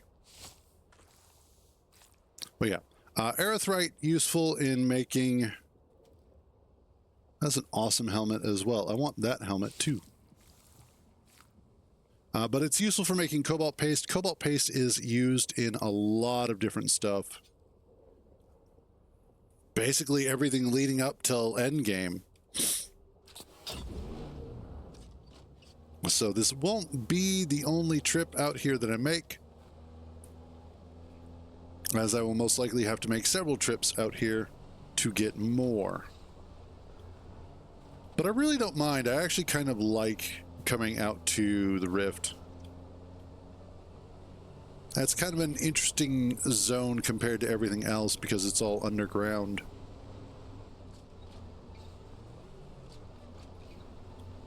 That's also where 2 of the 7 trials of Akal are located, which is also kind of cool. There we go. And as a reminder, always bring extra fuel with you.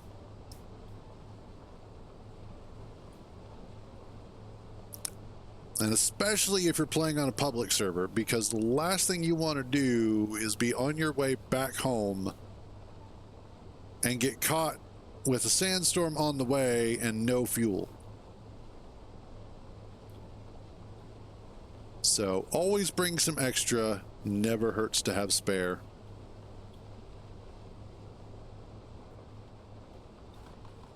As the saying goes, you can never have too much fuel until you're on fire. So as long as you're not on fire, you still have not enough fuel.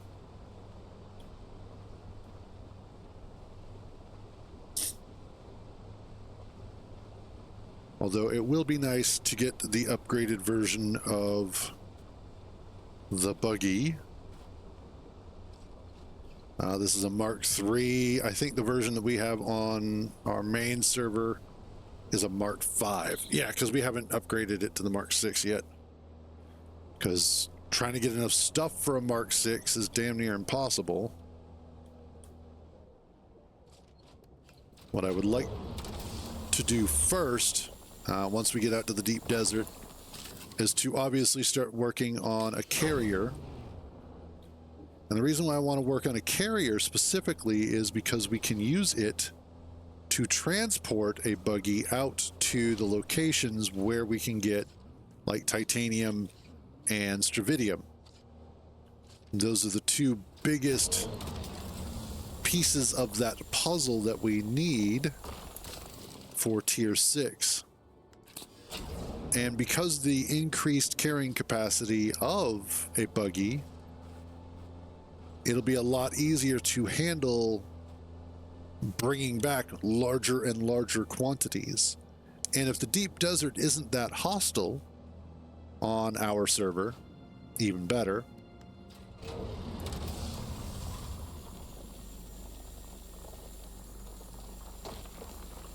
Awesome. Because then it'll be a little bit easier to get to the carrier stage and get that taken care of. And then we can start upgrading everything to Mark 6, which I will be more than happy to do. So essentially I'm thinking long term while I'm playing short term, if that makes sense. I want to make sure that my short-term goals are helping to inform my long-term decisions.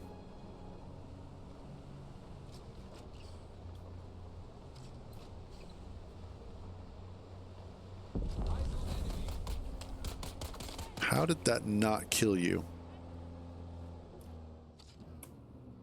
That makes me sad.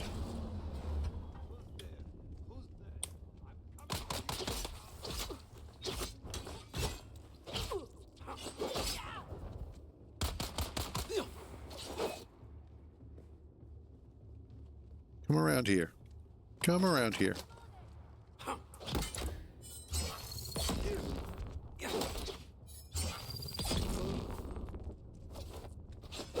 Oh, don't you walk. You know what?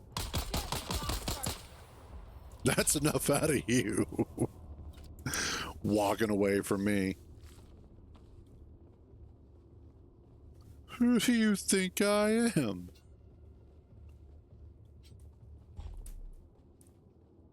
Okay, lag spike. Welcome back. All right, and oh yeah, I should probably see about repairing my treads.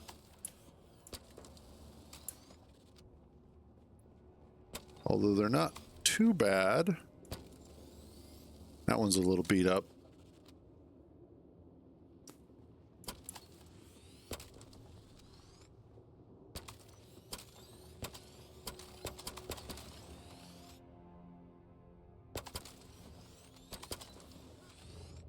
And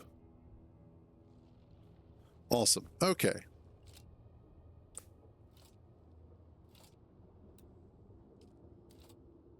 There we go. Let's get back to mining. And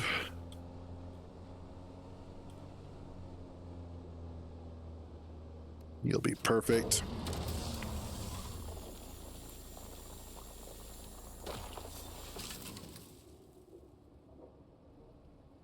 Now, an interesting thing to note as I was thinking about this is that, oh, you bitch. I get why certain people want to do the PvP in this, and I get why they enjoy it and why they want it to persist in whatever form it takes.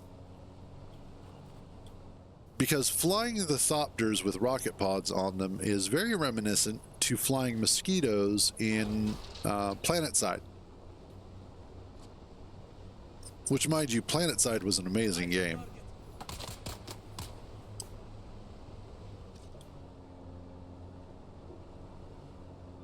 And it was a lot of fun flying a small maneuverable vehicle that had some punch to it.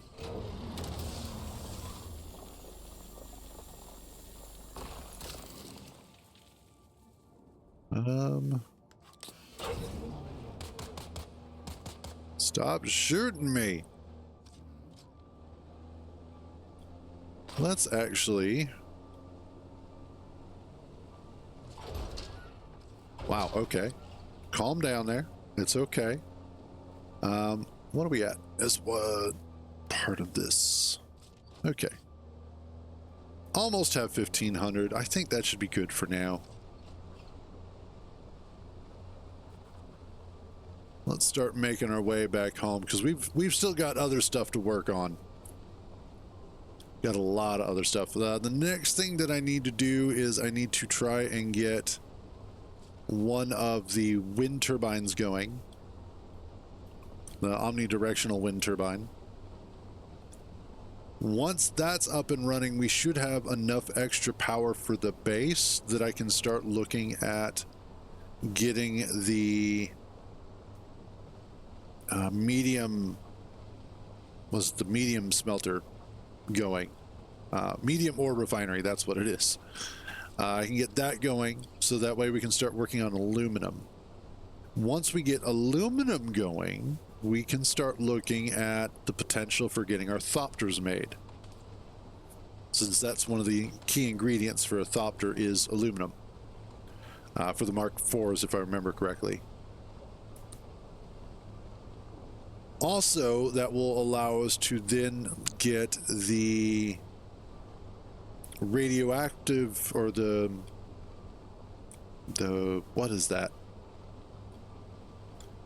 Biohazard suit, or whatever it is. So that way we can start making our way out into Sheol and the radiation that's out there. You know, the radiation suit. So that way we can start getting jasmium to make duraluminum. Good old duraluminum. Yes, the radiation suit.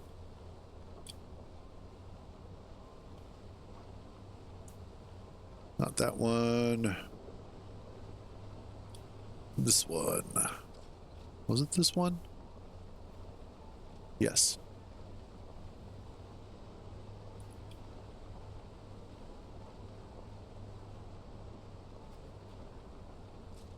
Also, since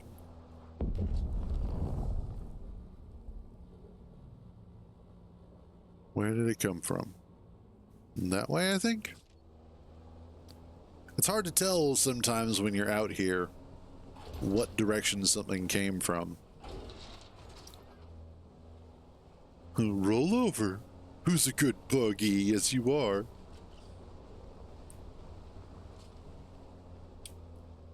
But I'm thinking about potentially putting our main base, or moving our main base out to here, because of this nice giant open sandy area. Will be nice. The only other location that I might do it in is that there is a spot up this way past Pinnacle, and I'd have to like actually it's up in here. This spot right here has a lot of open area as well, and that's also subsequently the location where you come in from the deep desert. And so I'm thinking I might put our base, our second base, there. The one that we currently have up, which is in Western Vermilius Gap, is primarily a staging point for getting us up and running. It's a good middle location because it's pretty much smack dab in the middle of the map. It's easy to get out to Sheol from. It's a very small run to get out there. It is also easy to get out to just about everywhere else. You can get up north so that you can get to the eastern shield wall and western shield wall to get aluminum. It's easy to get out to Mirastilla or whatever. No, Mesa Tiril, that's what it is.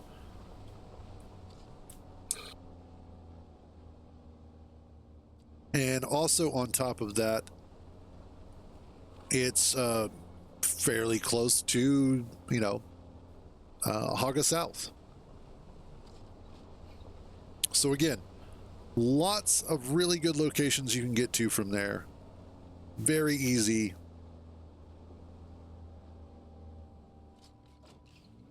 Let's check both ways before crossing. And then let's go.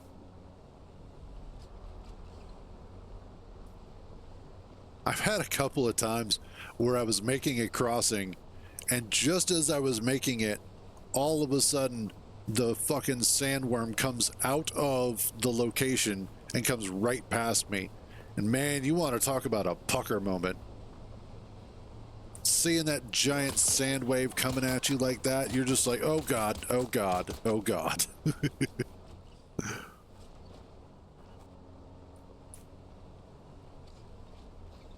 All right.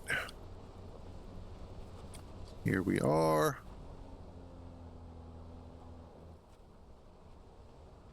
Let's go. Fortunately, since this is downhill, it's not too bad. Yeah, I heard you over there.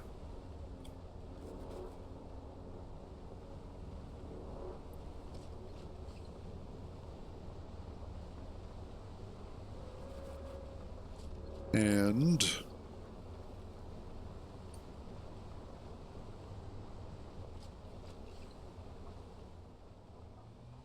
doot.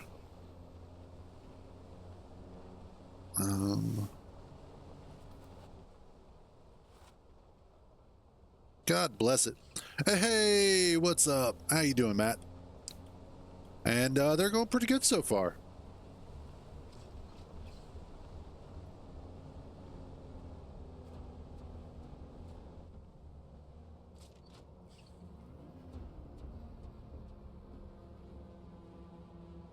I don't hear him. Okay.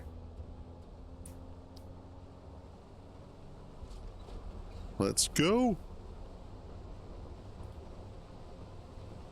Yeah, that's true. Chaos really is just the normal anarchy of life.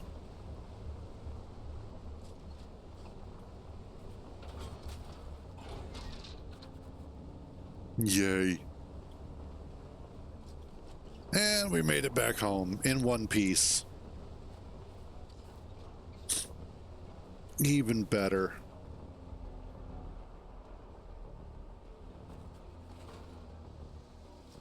Hey, and there goes Kintar just standing there being, well, Kintarish.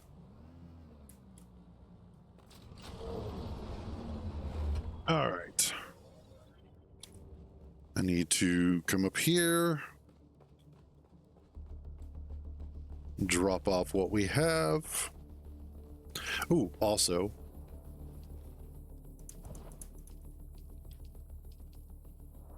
Make. Where did that come from? Where did that? I don't know. That's part of the problem right now, is there's all these spice blows, but we don't necessarily know where they're coming from. And even if we did know, we can't necessarily get out to them. So it's one of the joys of our current situation. And that's full, and you're about to be full as well. Okay, cool. All right, so I need... We're probably going to need more iron ore, which is fine. We have plenty... nice, 333. We have plenty of cobalt paste that we can be making.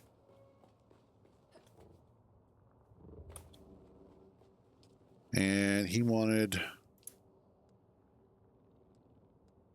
a utility rear. And then the cutter ray, which is cobalt post and cobalt paste. And the... Okay. So I can go ahead and get the cobalt stuff started. Let's do, like, I don't know. I like to do things in batches because it makes it easier to switch from thing to thing.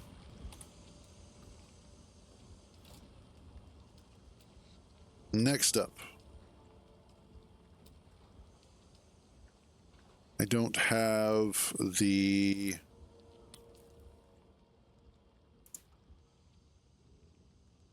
I don't have that unlocked yet, so I'm going to have to do that. I do have that, though. And I need cobalt paste for that. I need a lot more cobalt. Okay. So let's do another 100.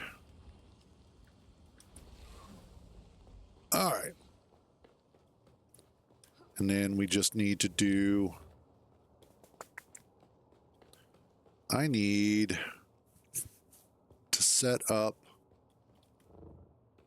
I need to change, I think, the layout here.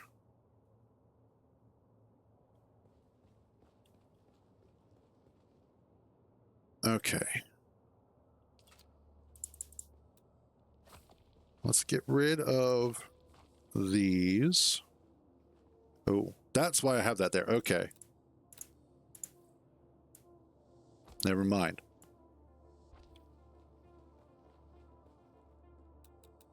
Actually,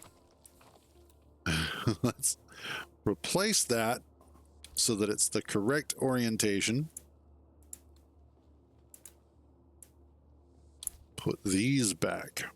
Because what I was thinking of doing was elevating this so that it's the same height here and then just doing a set of stairs that go up. But given the situation, that's not going to work. Also,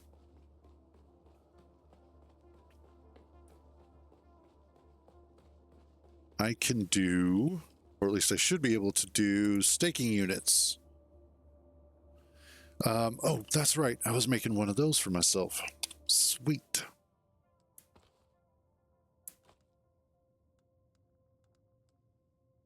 I really do need to clean out my inventory.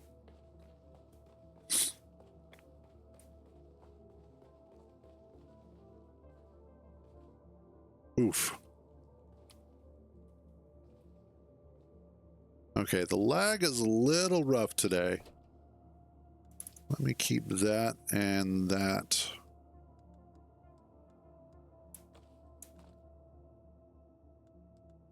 Get rid of you. Oh, also, I don't need the copper ore.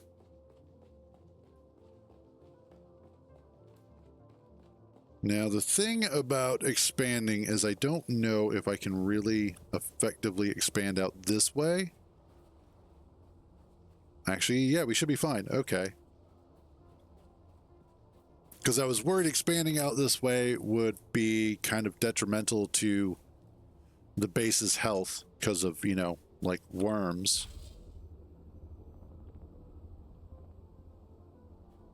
Where does that start? Right there. Okay.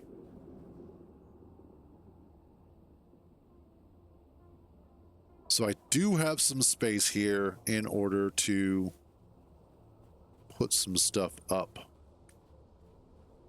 In fact, let's see about making a couple of units. Because honestly, we have until about right about here.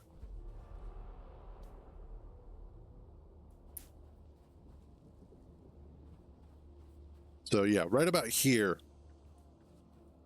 is the point where the worm is going to show up. Anything farther than that.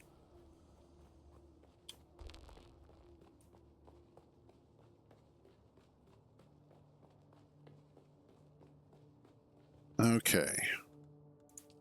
Let's do more steel. And then I'm going to take another quick AFK. It's just one of those days, honestly. We'll do 50, and then we'll do another 50, and I'm going to have to go collect some more. And I will be right back.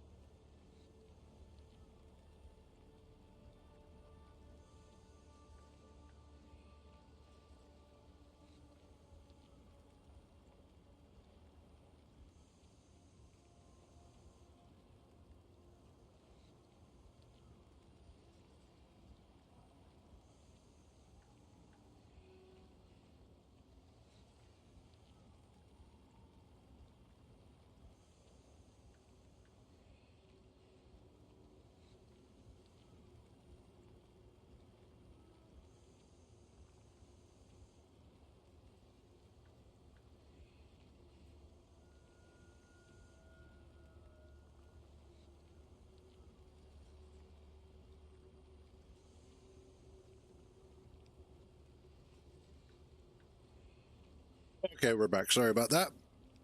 I was making a request of the individual who's always using the car to go to work, that bitch.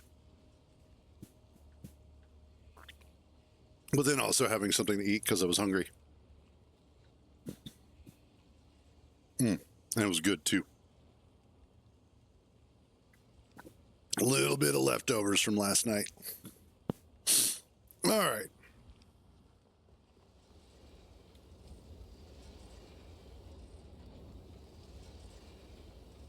And then let's do another 50. You're welcome. Last night, I chunked up some chicken, cooked it up, seasoned it with some taco seasoning, added in rice and corn, and then well, that was the main portion. And then we had also added some shredded lettuce, shredded cheddar cheese, and diced tomatoes last night. Today it was just I took the stuff, put it in the bowl, and then added a little bit of mayo to it after I microwaved it, and it was really fucking good. It's amazing how you can add mayo to certain stuff and it really just makes it better. Oh, absolutely. Actually, what we did was we put it in a bowl on top of some crushed up Fritos.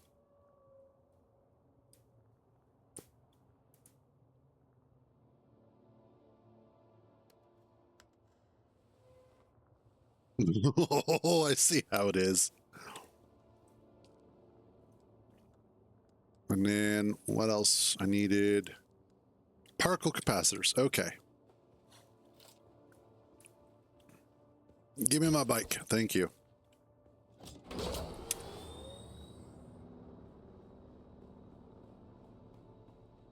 Let's go get the particle capacitors, shall we?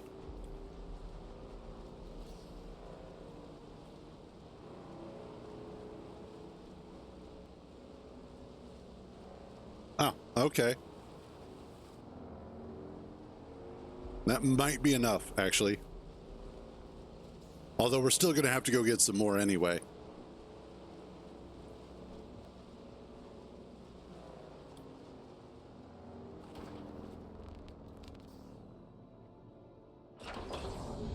All right. And that is indeed enough. There you go. The utility rear and the cut array are now being made. Actually, the utility rear is already finished. Now you just need the cutter. Let me move this out of the way. Yep, no problem. And you know what? Oh yeah, that was the other thing I was going to do. Was going to expand this a little bit.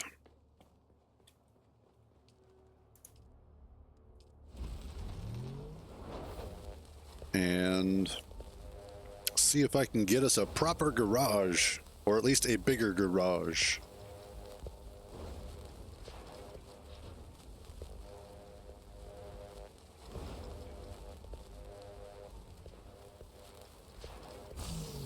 Awesome.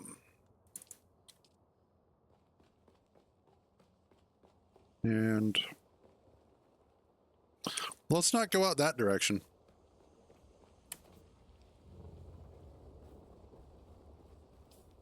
Let's bring it out this way. Yep, no worries.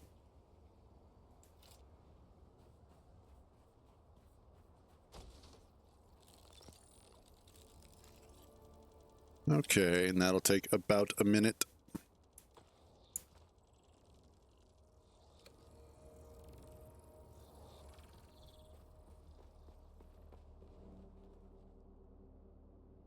What I can do is, Brian is finally up. Holy Jesus.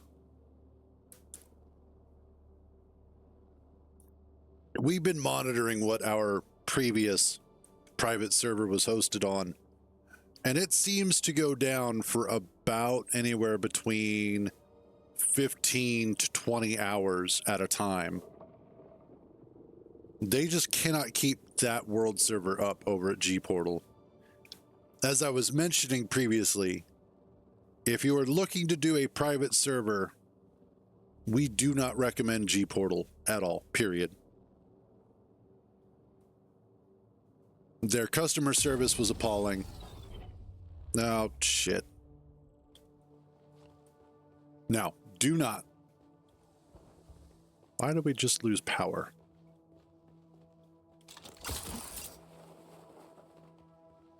Oh, I know why.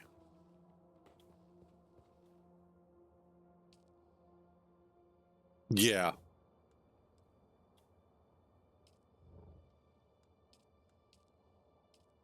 I might need to do another one.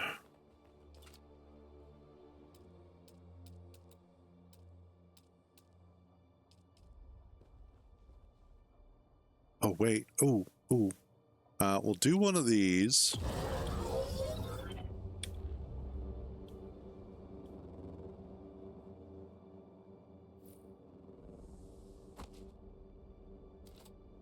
Yeah, the G-Portal one was just, like I said, it was bad. It was really bad.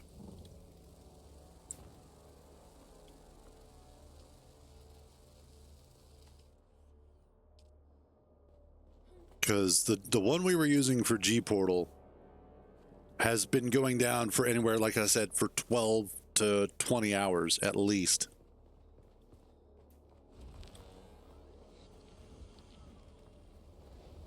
And their customer service, I mean, granted, it's basically the moderators on Discord that are having to deal with all the bullshit. But it really was just, it was sad. No! Damn it.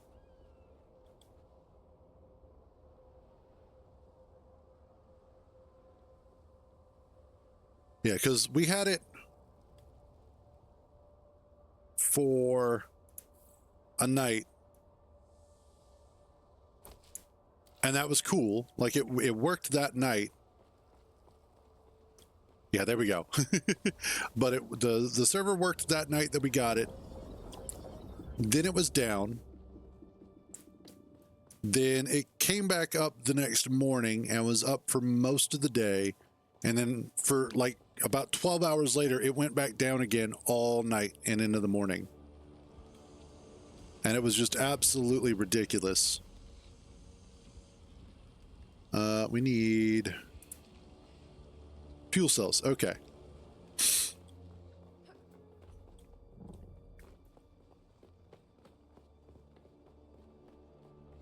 And after the second day of that happening, we're like, nope, we're done.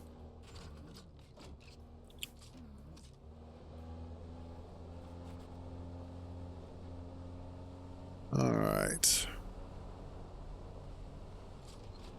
Let's see if we can find any fuel cells here.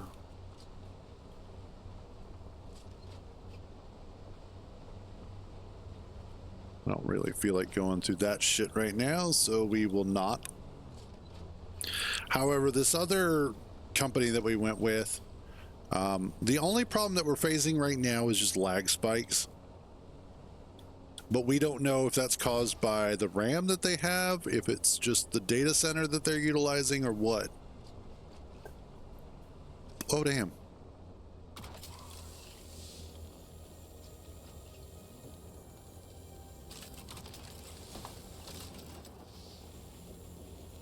But all in all, it's something dealable. The thing is that the server's been up, and that's really important.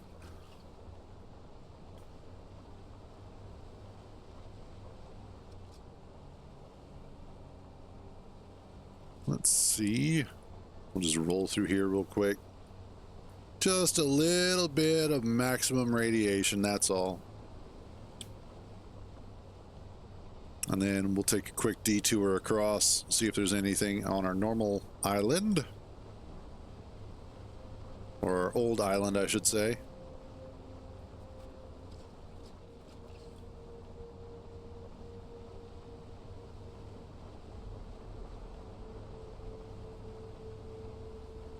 Well, also, I want to check out where the flower sand is to see if there's a spice blow over that way. Just in case.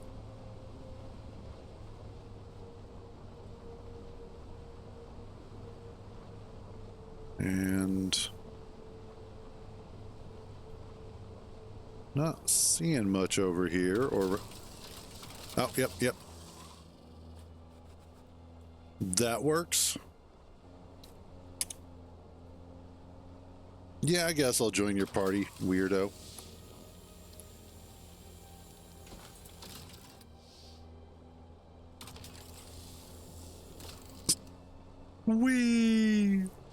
We're at the disco.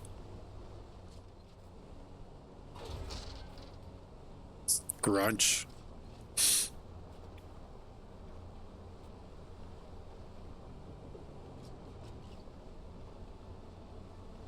And anything over here? How about we just steal that wind turbine? It's a little beat up, but it should work just fine.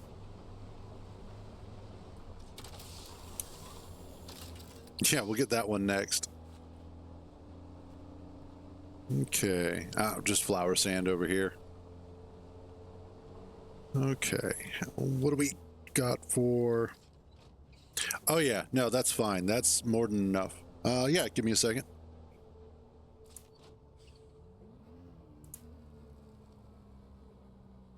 Okay, what's up? No, just make it easier to do this.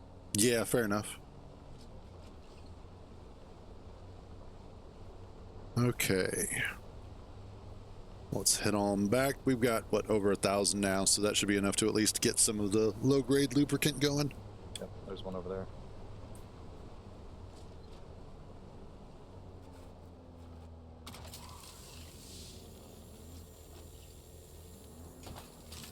Awesome. Yeah, just shy of 2,000. Nice. Yeah, that should be enough. Motherfucker. Don't ruin the paint job. Oh, do me a favor. Do pick up some more iron, though.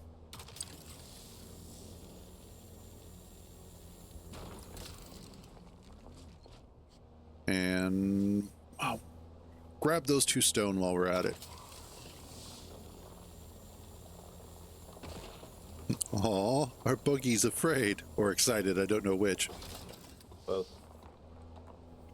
Don't... hold on a second. I don't think they're hearing you right now.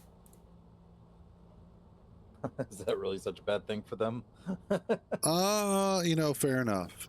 Oh yeah, I know why.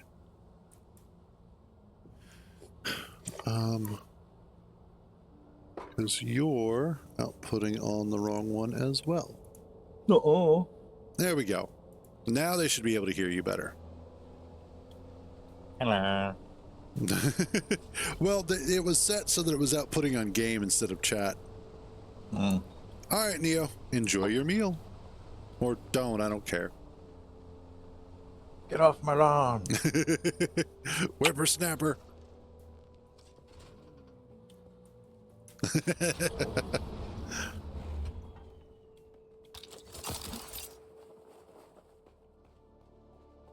All right. Oh, that should be good. Low grade lubricant. Yes, now I can make a bunch of those. I can make exactly 50. But we'll do 20. That'll be a good start. We'll hold off on that. Just make the lube. Famous last words. It's the only last words that matter. Fair. All right, next up. Let's expand our garage area.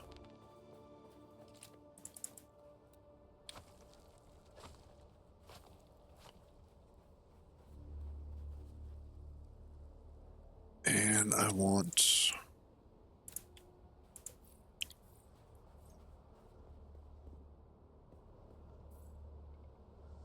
this. Tell you what, I hate this weird spot where it's like we need to get aluminum stuff, but we don't have enough points to get aluminum blueprints. Oh, yes. It's like, damn it. Yeah, I need to go level up some more and hit up the bases so that we can get the intel. Yeah, I've been doing that to a few of them, but I still need to do it to more. Yeah, that's what I want to do. Is I want to go out to Haga Base or Haga South and finish that up, and then come up through Vermilia Scap and start hitting those locations with the better armor that I have. Yeah.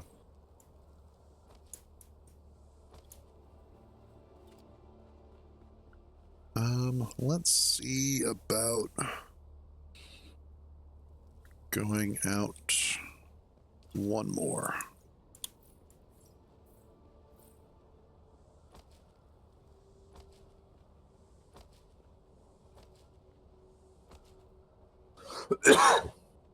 Yeah, man, I've been coughing so much today. It sucks. I don't know what that's like. No, you wouldn't. Must be nice.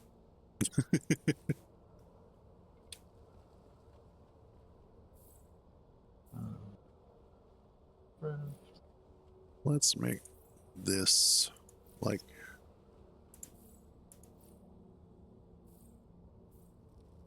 Yeah, I asked Landry if she could, on her way home or something, stop by and pick up some cough drops for me. Because I think I had this problem last year as well, with the AC running a whole lot. It just dries everything out. Yeah.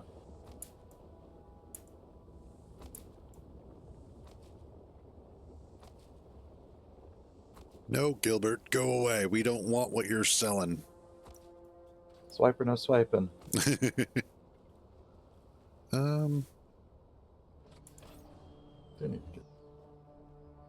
Still.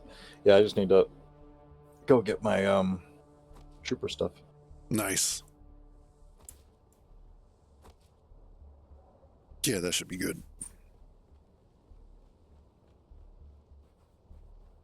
And then we'll do this here. And then inclines, and we'll do the shallow incline.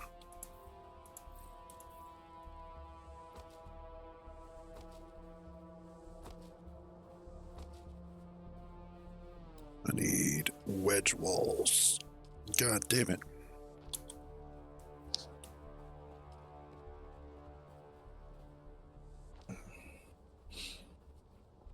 And then for right now, I'm not going to bother with a pentashield on it. But Gotcha. later, we absolutely can.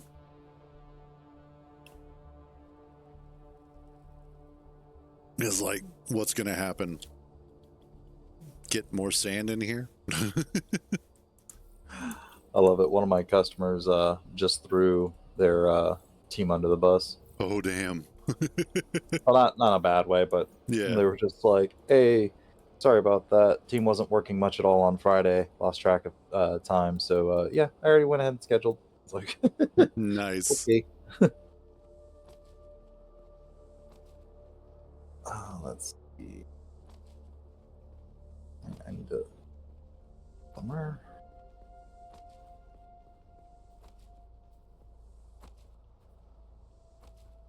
Yeah. It's also amazing, the videos that I've been watching that have been talking about Dune specifically. Sold 1 million copies already. Oh, wow. Which, for games these days, that's actually really good to sell that many units that quickly after release. But funnily enough, I was reading a little bit of Children of Dune, and it's at a part where Leto and Stilgar are out on the desert. Leto the second, I should say, or technically the third. But they're out on the desert at night near Sietch Tabar. And he's describing where the location of things is at. A large sandstorm is approaching. Oh no! You kidding me? We're all doomed in 2 hours. Oh, well, in that case, I'm fine with that. Yeah. It gives me a little bit of time to prepare. But he's talking about the location of things like where Siege to Bar is in relationship to the shield wall, and then where things are located inside of the shield wall and whatnot. And I'm like, from a certain perspective, they kind of messed up on the geography of the game. However, you can argue that there is a, and this is something that they mention, is that a regular compass doesn't work on Arrakis because of the moons. Yeah. And so you have to use a paracompass in order to get anything to work right. And so because of that, the location of things can be fudged a little bit, even though it still feels a little off.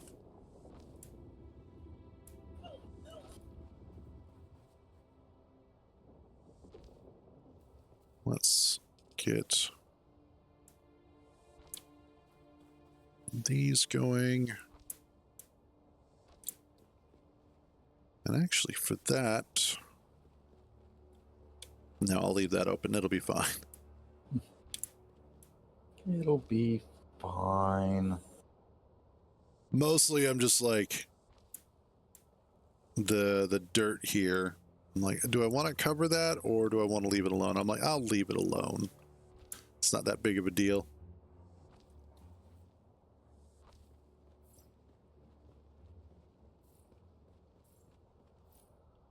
Let's get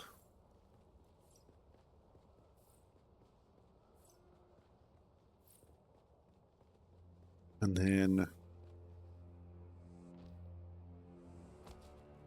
get that done.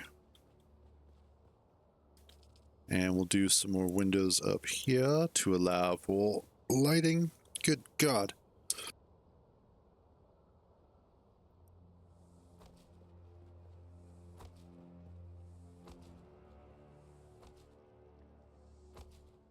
The coughing wouldn't bother me so much if it was actually like coughing stuff up and out. Yep. That's exactly the issue that I came across with. Like, I'm fine with losing a lung if I actually can see the lung popping out. Yeah.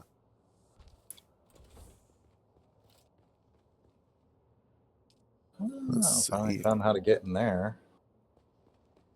Yeah, that's what she said.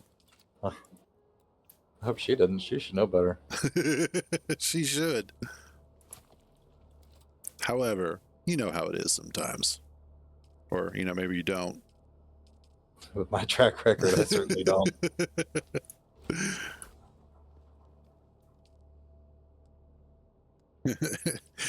You can definitely check in, but you'll never check out.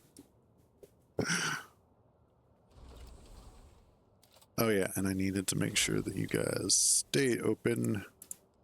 There we go. And that one opening and closing is fine. Okay.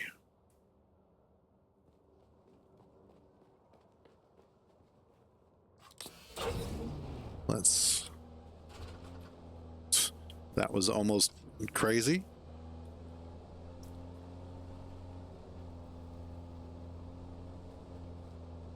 Oh yeah, that works so much better. Okay, cool. And then...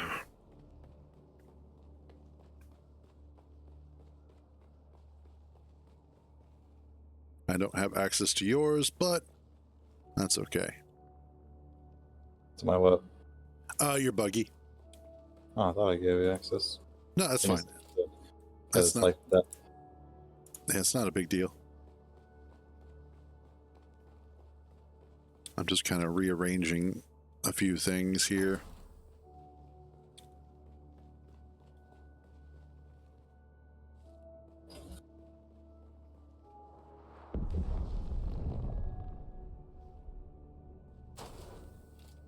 There we go.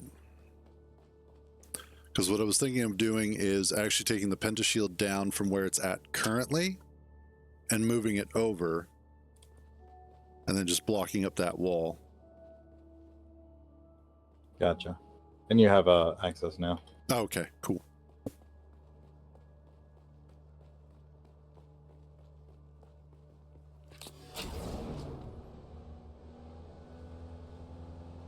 Because that'll also make it a little bit safer to enter since we won't be like 3 feet away from where the worm comes in. What's the worst that can happen? Well, how about that? Boy, do I have a PowerPoint for you. Pretty much. Let's put that there, though. Put you here.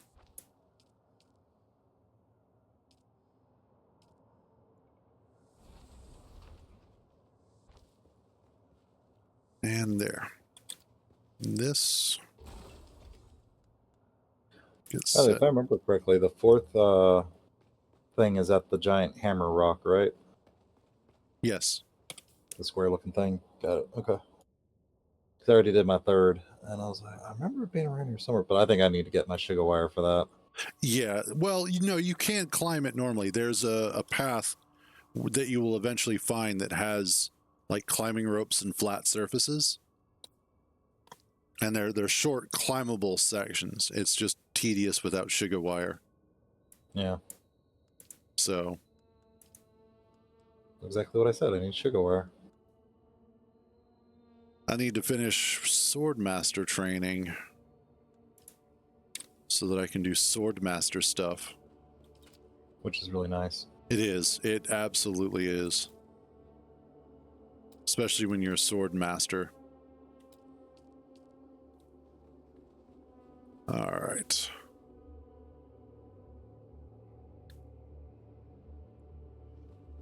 And then, of course, power goes down. Shield too big. Son of a bitch. Actually, Did you ever add lube to the windmill? I haven't added it yet because I was having to make some, so we're going to go do that because some should be made. Oh yeah, there's plenty in there.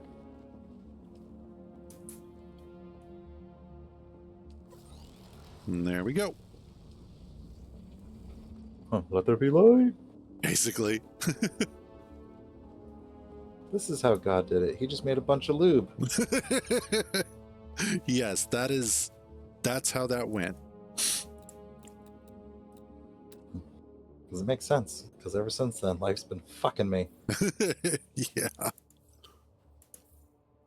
I was watching a video of this deep desert PvP, and apparently what they're doing is they're making bases with nothing but pentashields where the corners of the shields are hidden in terrain. And I've seen how to do it without having to worry about that.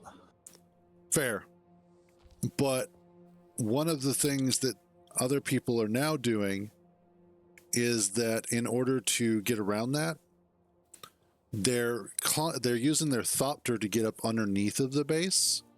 Uh-huh. And then they can, as soon as they take off, there's a moment where the Thopter stops clipping and it will clip itself through the floor. Oh, Jesus.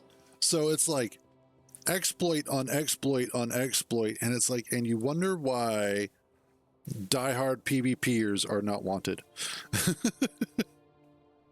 Because they never play fair. They never play according to the way the game wants them to play. They are always trying to find the biggest exploit they can find to fuck everybody else over. Yep. And then all the PvEers are like, I am just out here to try and have a good time, not to sit here and watch you sweat. Here for a good time, not a long time. Yep. So, and then of course all the sweats get all mad, like, why are you taking our fun away? Because you guys are bullshit. Yeah, I'm sorry, but 5 people's fun versus 500 is definitely worth not catering to, in my opinion. Yeah, exactly. It's the law of averages, and sir, you are on the wrong side of the law. Yeah, because the other problem too is they run everybody out, then who do they have to fight? And then they're back to being bored again. So it's like Yep. you're damned if you do, damned if you don't. But wouldn't you rather have the chance of, prolonged fun? Exactly. And yeah, the planetology tree is absolutely a must in this game.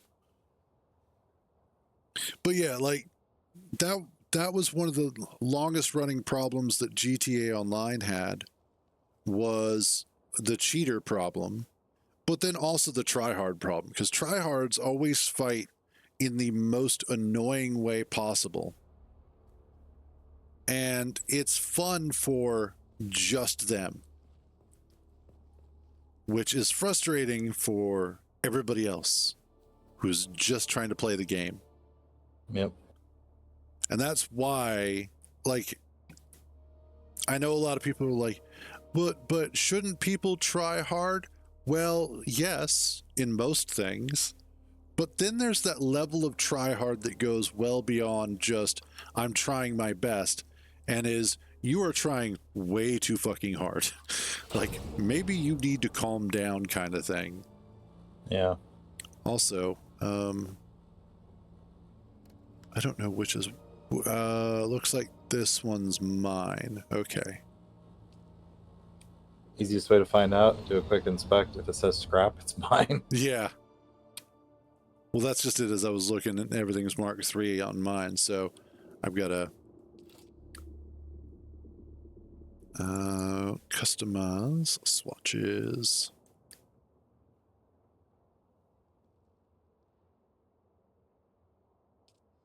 There we go. Make mine my usual color. But there we go. We got our little garage here. Sweet. Okay. Now what I need to do is start going out and killing more things. Oh, damn.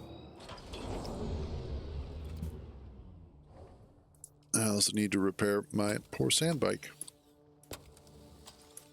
I'd like to be able to get it upgrade. Do I have?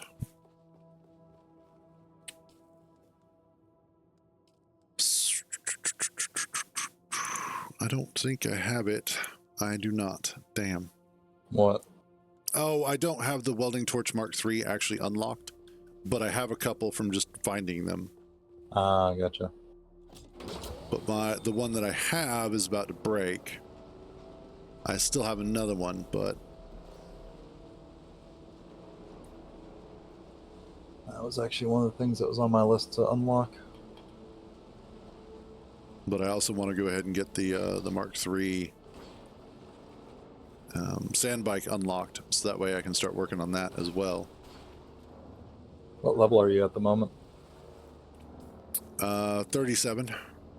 Nice. I'm catching up. I'm at 29. Nice. Yeah, I think Silver Fox is beating us this time. More than likely.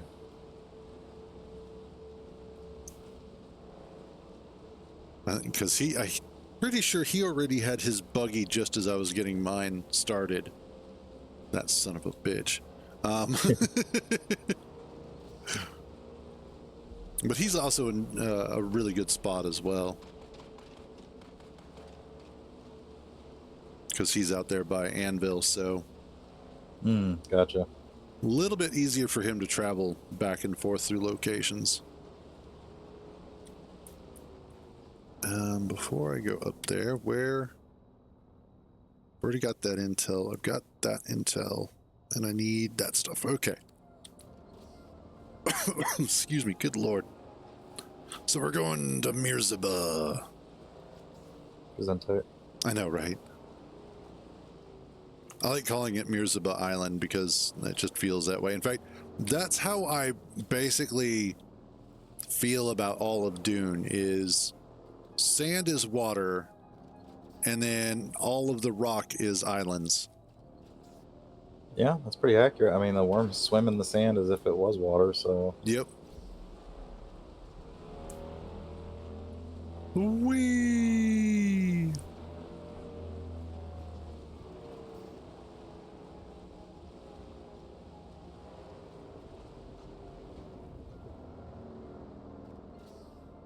I love how it's like at the end of the day, I like when you're doing short crossings, it's like I don't even care about drum sand. Yes. If I piss I it mean, off, I piss it off. I'll be safe in a second. I still try not to hit it, but if I do, I'm like, no big deal. Yeah, I don't care. Yeah, I know you don't.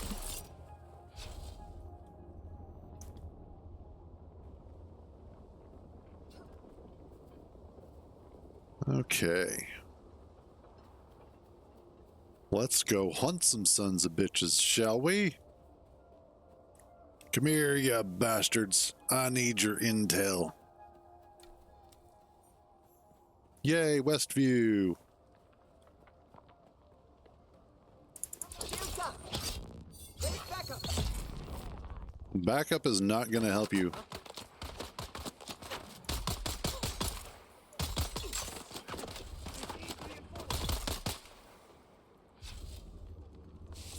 And thank you for your blood.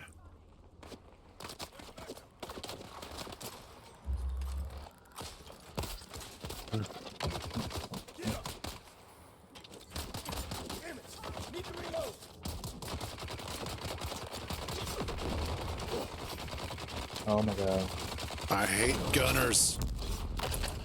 Heavy gunners suck. Yep.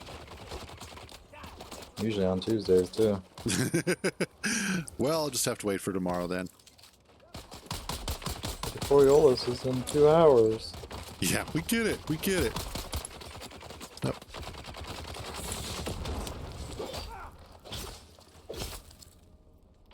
Oh, that son of a bitch threw a stun grenade at me just as I was about to finish this dude off. You get down here. I'm tired of your shit. Where you going? Fucking nowhere. Oh no, he was going somewhere and it was down here because I didn't want to go up there and chase his ass.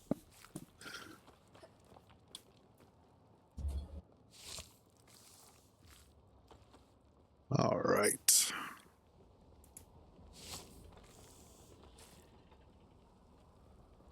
And we're going to have so much more water after this.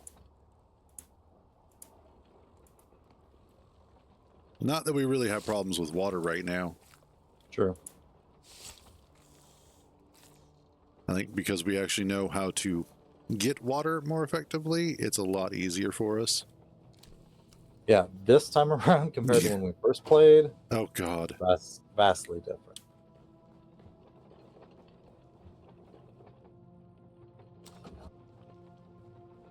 And anything decent over here? Ooh, give me some of that. Yep, that'll work. Mom, they're shooting at me. Unfortunately, they're missing. I mean, Oh, no, that's so sad. They were hitting. They were hitting that. A call from Illinois. Hold on one second. Uh-huh. And yes, heavy gunners are a pain.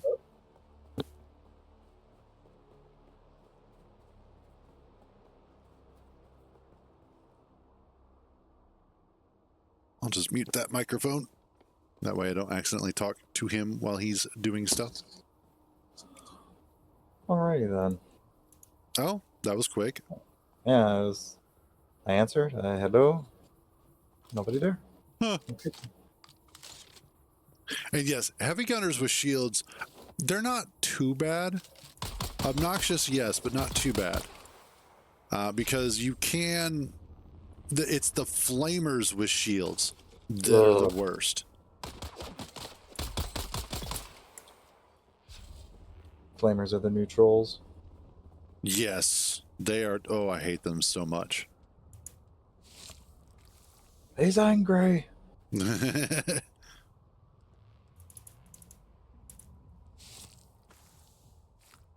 Okay.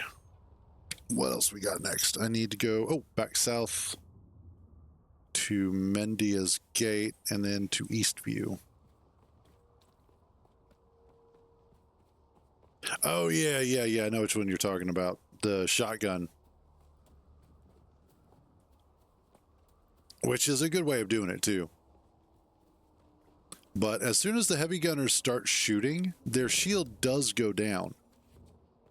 So if you can get them to start shooting at you, but utilize your location to provide you a little bit of cover, then you can go ahead and start picking off their heads if you're lucky.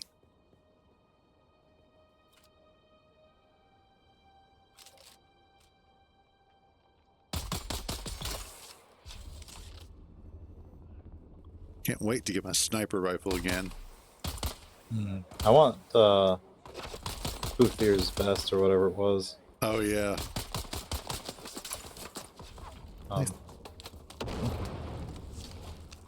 Son of a bitch threw a grenade at me.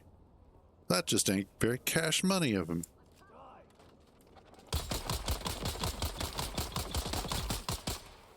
That is a dead heavy gunner.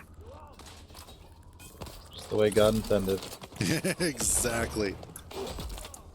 Sorry, just the way Shai Hulud intended. Yeah, there you go. Oh, shit. He threw a grenade. I think killed himself with his own grenade. The moron. Okay. That shit annoys the hell out of me. Those stupid shot grenades that they use. You can dash out of the effect. Yeah, but it's still... It's like with trying to parry, the timing is, if you're lucky. Well, I just meant like if you do get shocked and you're stumbling, you can snap out of it with a dash. Gotcha.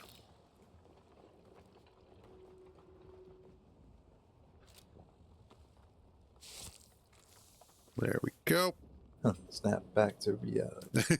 There you go. And then with some of those people, oops, there goes gravity. Yes, that's the best part.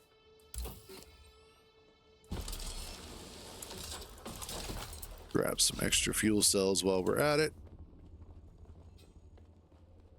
I found Wally Hole. Ha!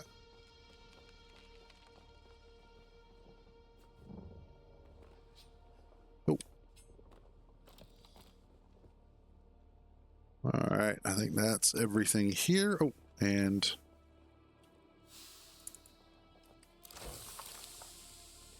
let's... Oh, and give me more bandages. Cool. You know, one thing I do wonder, since we were talking about game-breaking stuff and whatever. Glitches and shit, yeah. Yeah, could you get somebody to get on a thopter, come up under a base, and have them clip through just based on that? I don't know, possibly. And hey, Edgar, how you doing, buddy? I don't know. Yeah. I don't know if it's... What would happen is they would get pushed out of the way, I think is what would happen.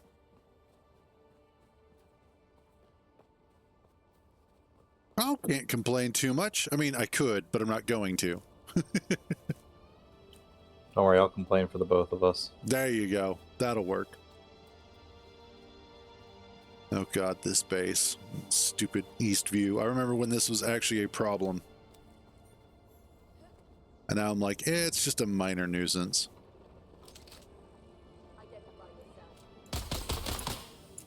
Identify myself. I am the person killing you. That's who I am. I'm the juggernaut, bitch. There you go. The way the Coriolis works is it primarily only affects the deep desert. But what it does is it comes through and it basically wipes everything in the deep desert out. So any bases, any vehicles, everything that is player made just gets deleted, period. The next thing that it does is it goes through and it changes the location of certain islands within the deep desert itself. Uncovers, recovers, that sort of thing. It changes the locations of crashed ships. Eyes on enemy. Where is everybody? Dad? Were you not looking at the two corpses that you walked right over? And then, yeah, identify. Exactly. Who the fuck are you? But it basically, it just big wipe, reset, and regeneration of everything that's out in the deep desert. Typically in the deep desert, there's going to be at least one or two of the large islands that will have a huge amount of resources like titanium and stravidium. And those will get moved around every Coriolis as well. I do indeed remember that time. Give me that. Someone's here. I see someone. Aha, now we are full. Give me intel Someone's here. and a little bit of AMD while we're at it.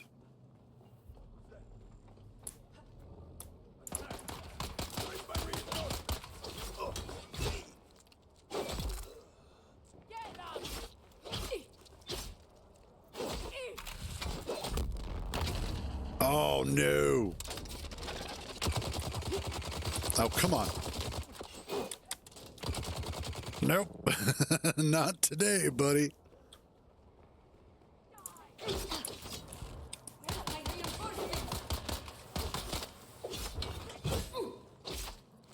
Oh no, he wasn't talking to you. He was talking to the NPC, buddy.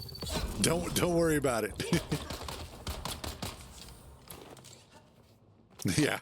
We're talking about what the NPCs in the game say. You're fine there, Edgar. You're fine. Don't even worry about it.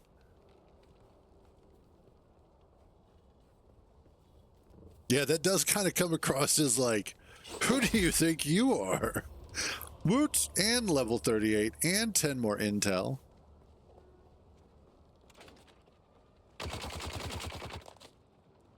Oh, really? Not today, buddy. Not today. Okay, let's see if we can find some more trash. I mean, stuff to pick up.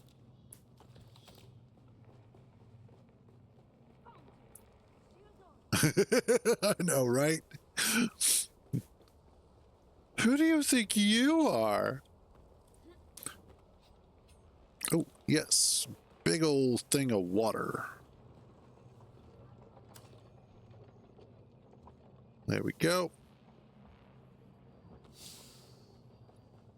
And let's see if there's anything out over here.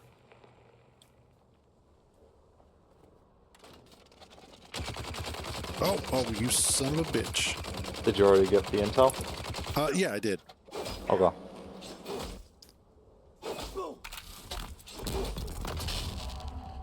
Worth it.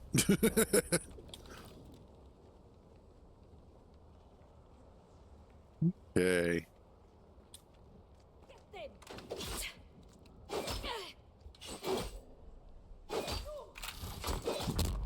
That's a padlin. Nope, you're dead. Just suck it up. You're dead. Getting tired of that shit. Dogs don't know they're not bacon. Bacon. That's bacon! Actually, now I want some bacon. You son of a bitch. Now I want some bacon. You're welcome. Why you gotta do me like that? Because I'm eating Doritos. Oh. Ranch flavored Doritos. Ooh, those are the best ones. Mm-hmm.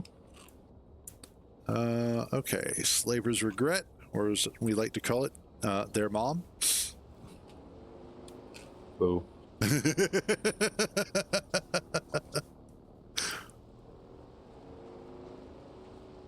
Hey, and there goes a worm.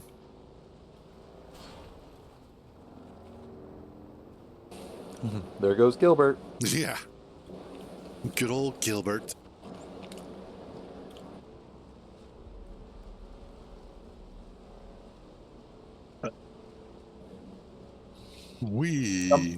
By the way, somebody did say that the I don't know how accurate it is. The not the disconnect looking one, but the stacked looking icon Yeah.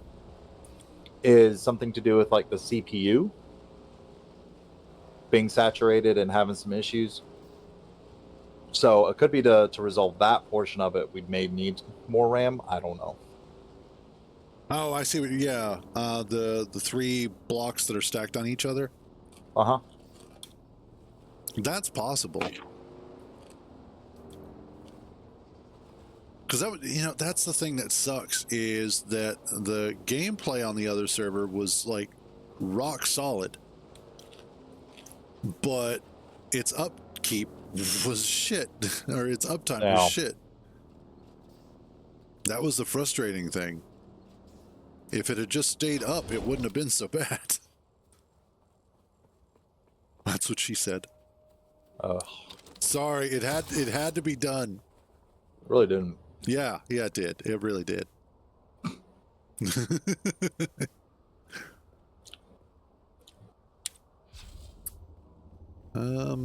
Let's go. I mean, for an extra $4 a month, I can see if bumping it to 4 gig RAM boost has any Impact. benefit. Yeah. And if it doesn't, then we'll see about maybe just changing it back or something.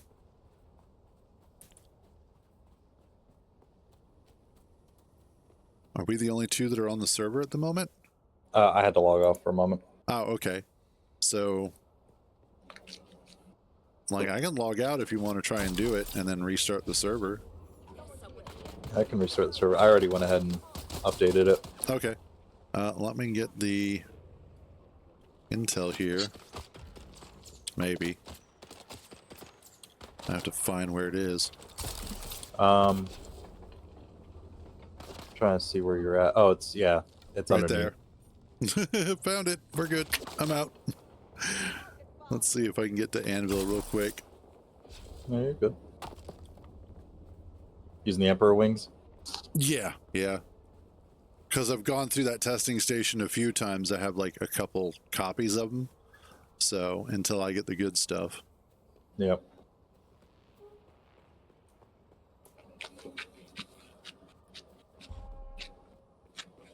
And there we are. Careful, a sandstorm's coming. Yay. Okay, exit the main menu. Quit. Do you want to save your progress? No. I want to lose days of progress. Please and thank you. I know, right? Oh, actually, I'll take this opportunity to go refresh my water. That sounds like a good idea. I'll be right back. Yep.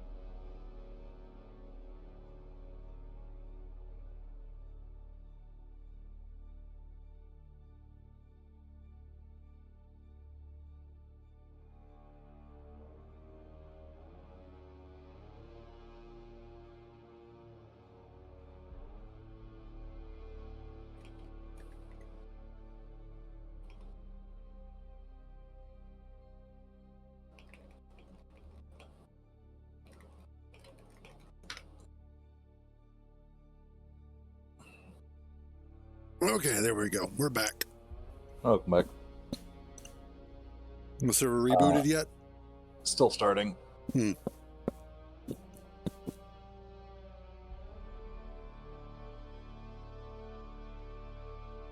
Hopefully it will be starting up with the correct amount of RAM. True. And I mean, again, if there's no change whatsoever, we can switch back. Mm-hmm.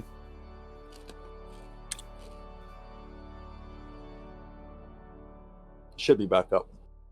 Okay. Should being the operative word. Let's see if it'll let me continue. I'm next in line to join. Who the fuck is in front of me? See, what happened was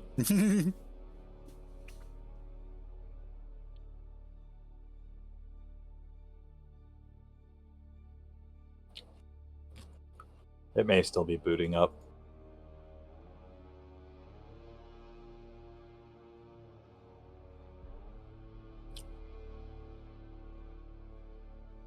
I think it is. Oh, you know what I noticed for Brine Shade? Mm-hmm. It originally was at like 97 to 99 sieges, Uh-huh. and there could be a total of 100 on there. It's now down to 83. Mm. They've had so many servers decide to say, nope, fuck you. And deservedly so. Yep.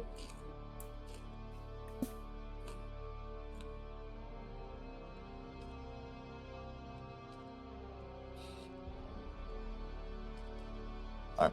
Well, I'm going to go ahead and take this time and run a couple of errands on my lunch. Kidoki? If it doesn't come back up in a little bit, let me know. Okay. Actually, I'm surprised it isn't up yet.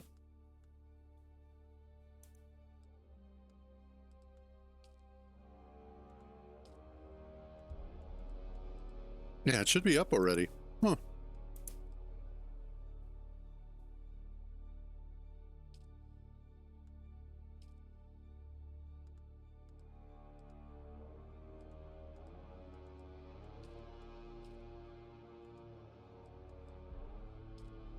Okay, where are we at?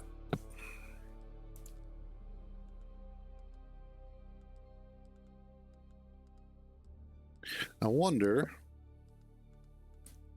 Wow, there's a lot of servers under that one.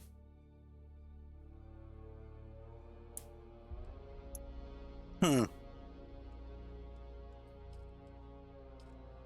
Ah, there it is. Ah.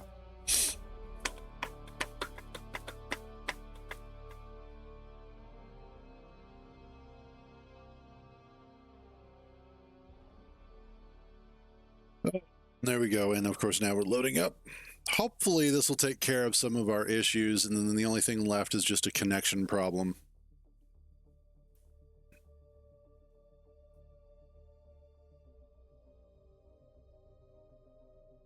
But we'll see.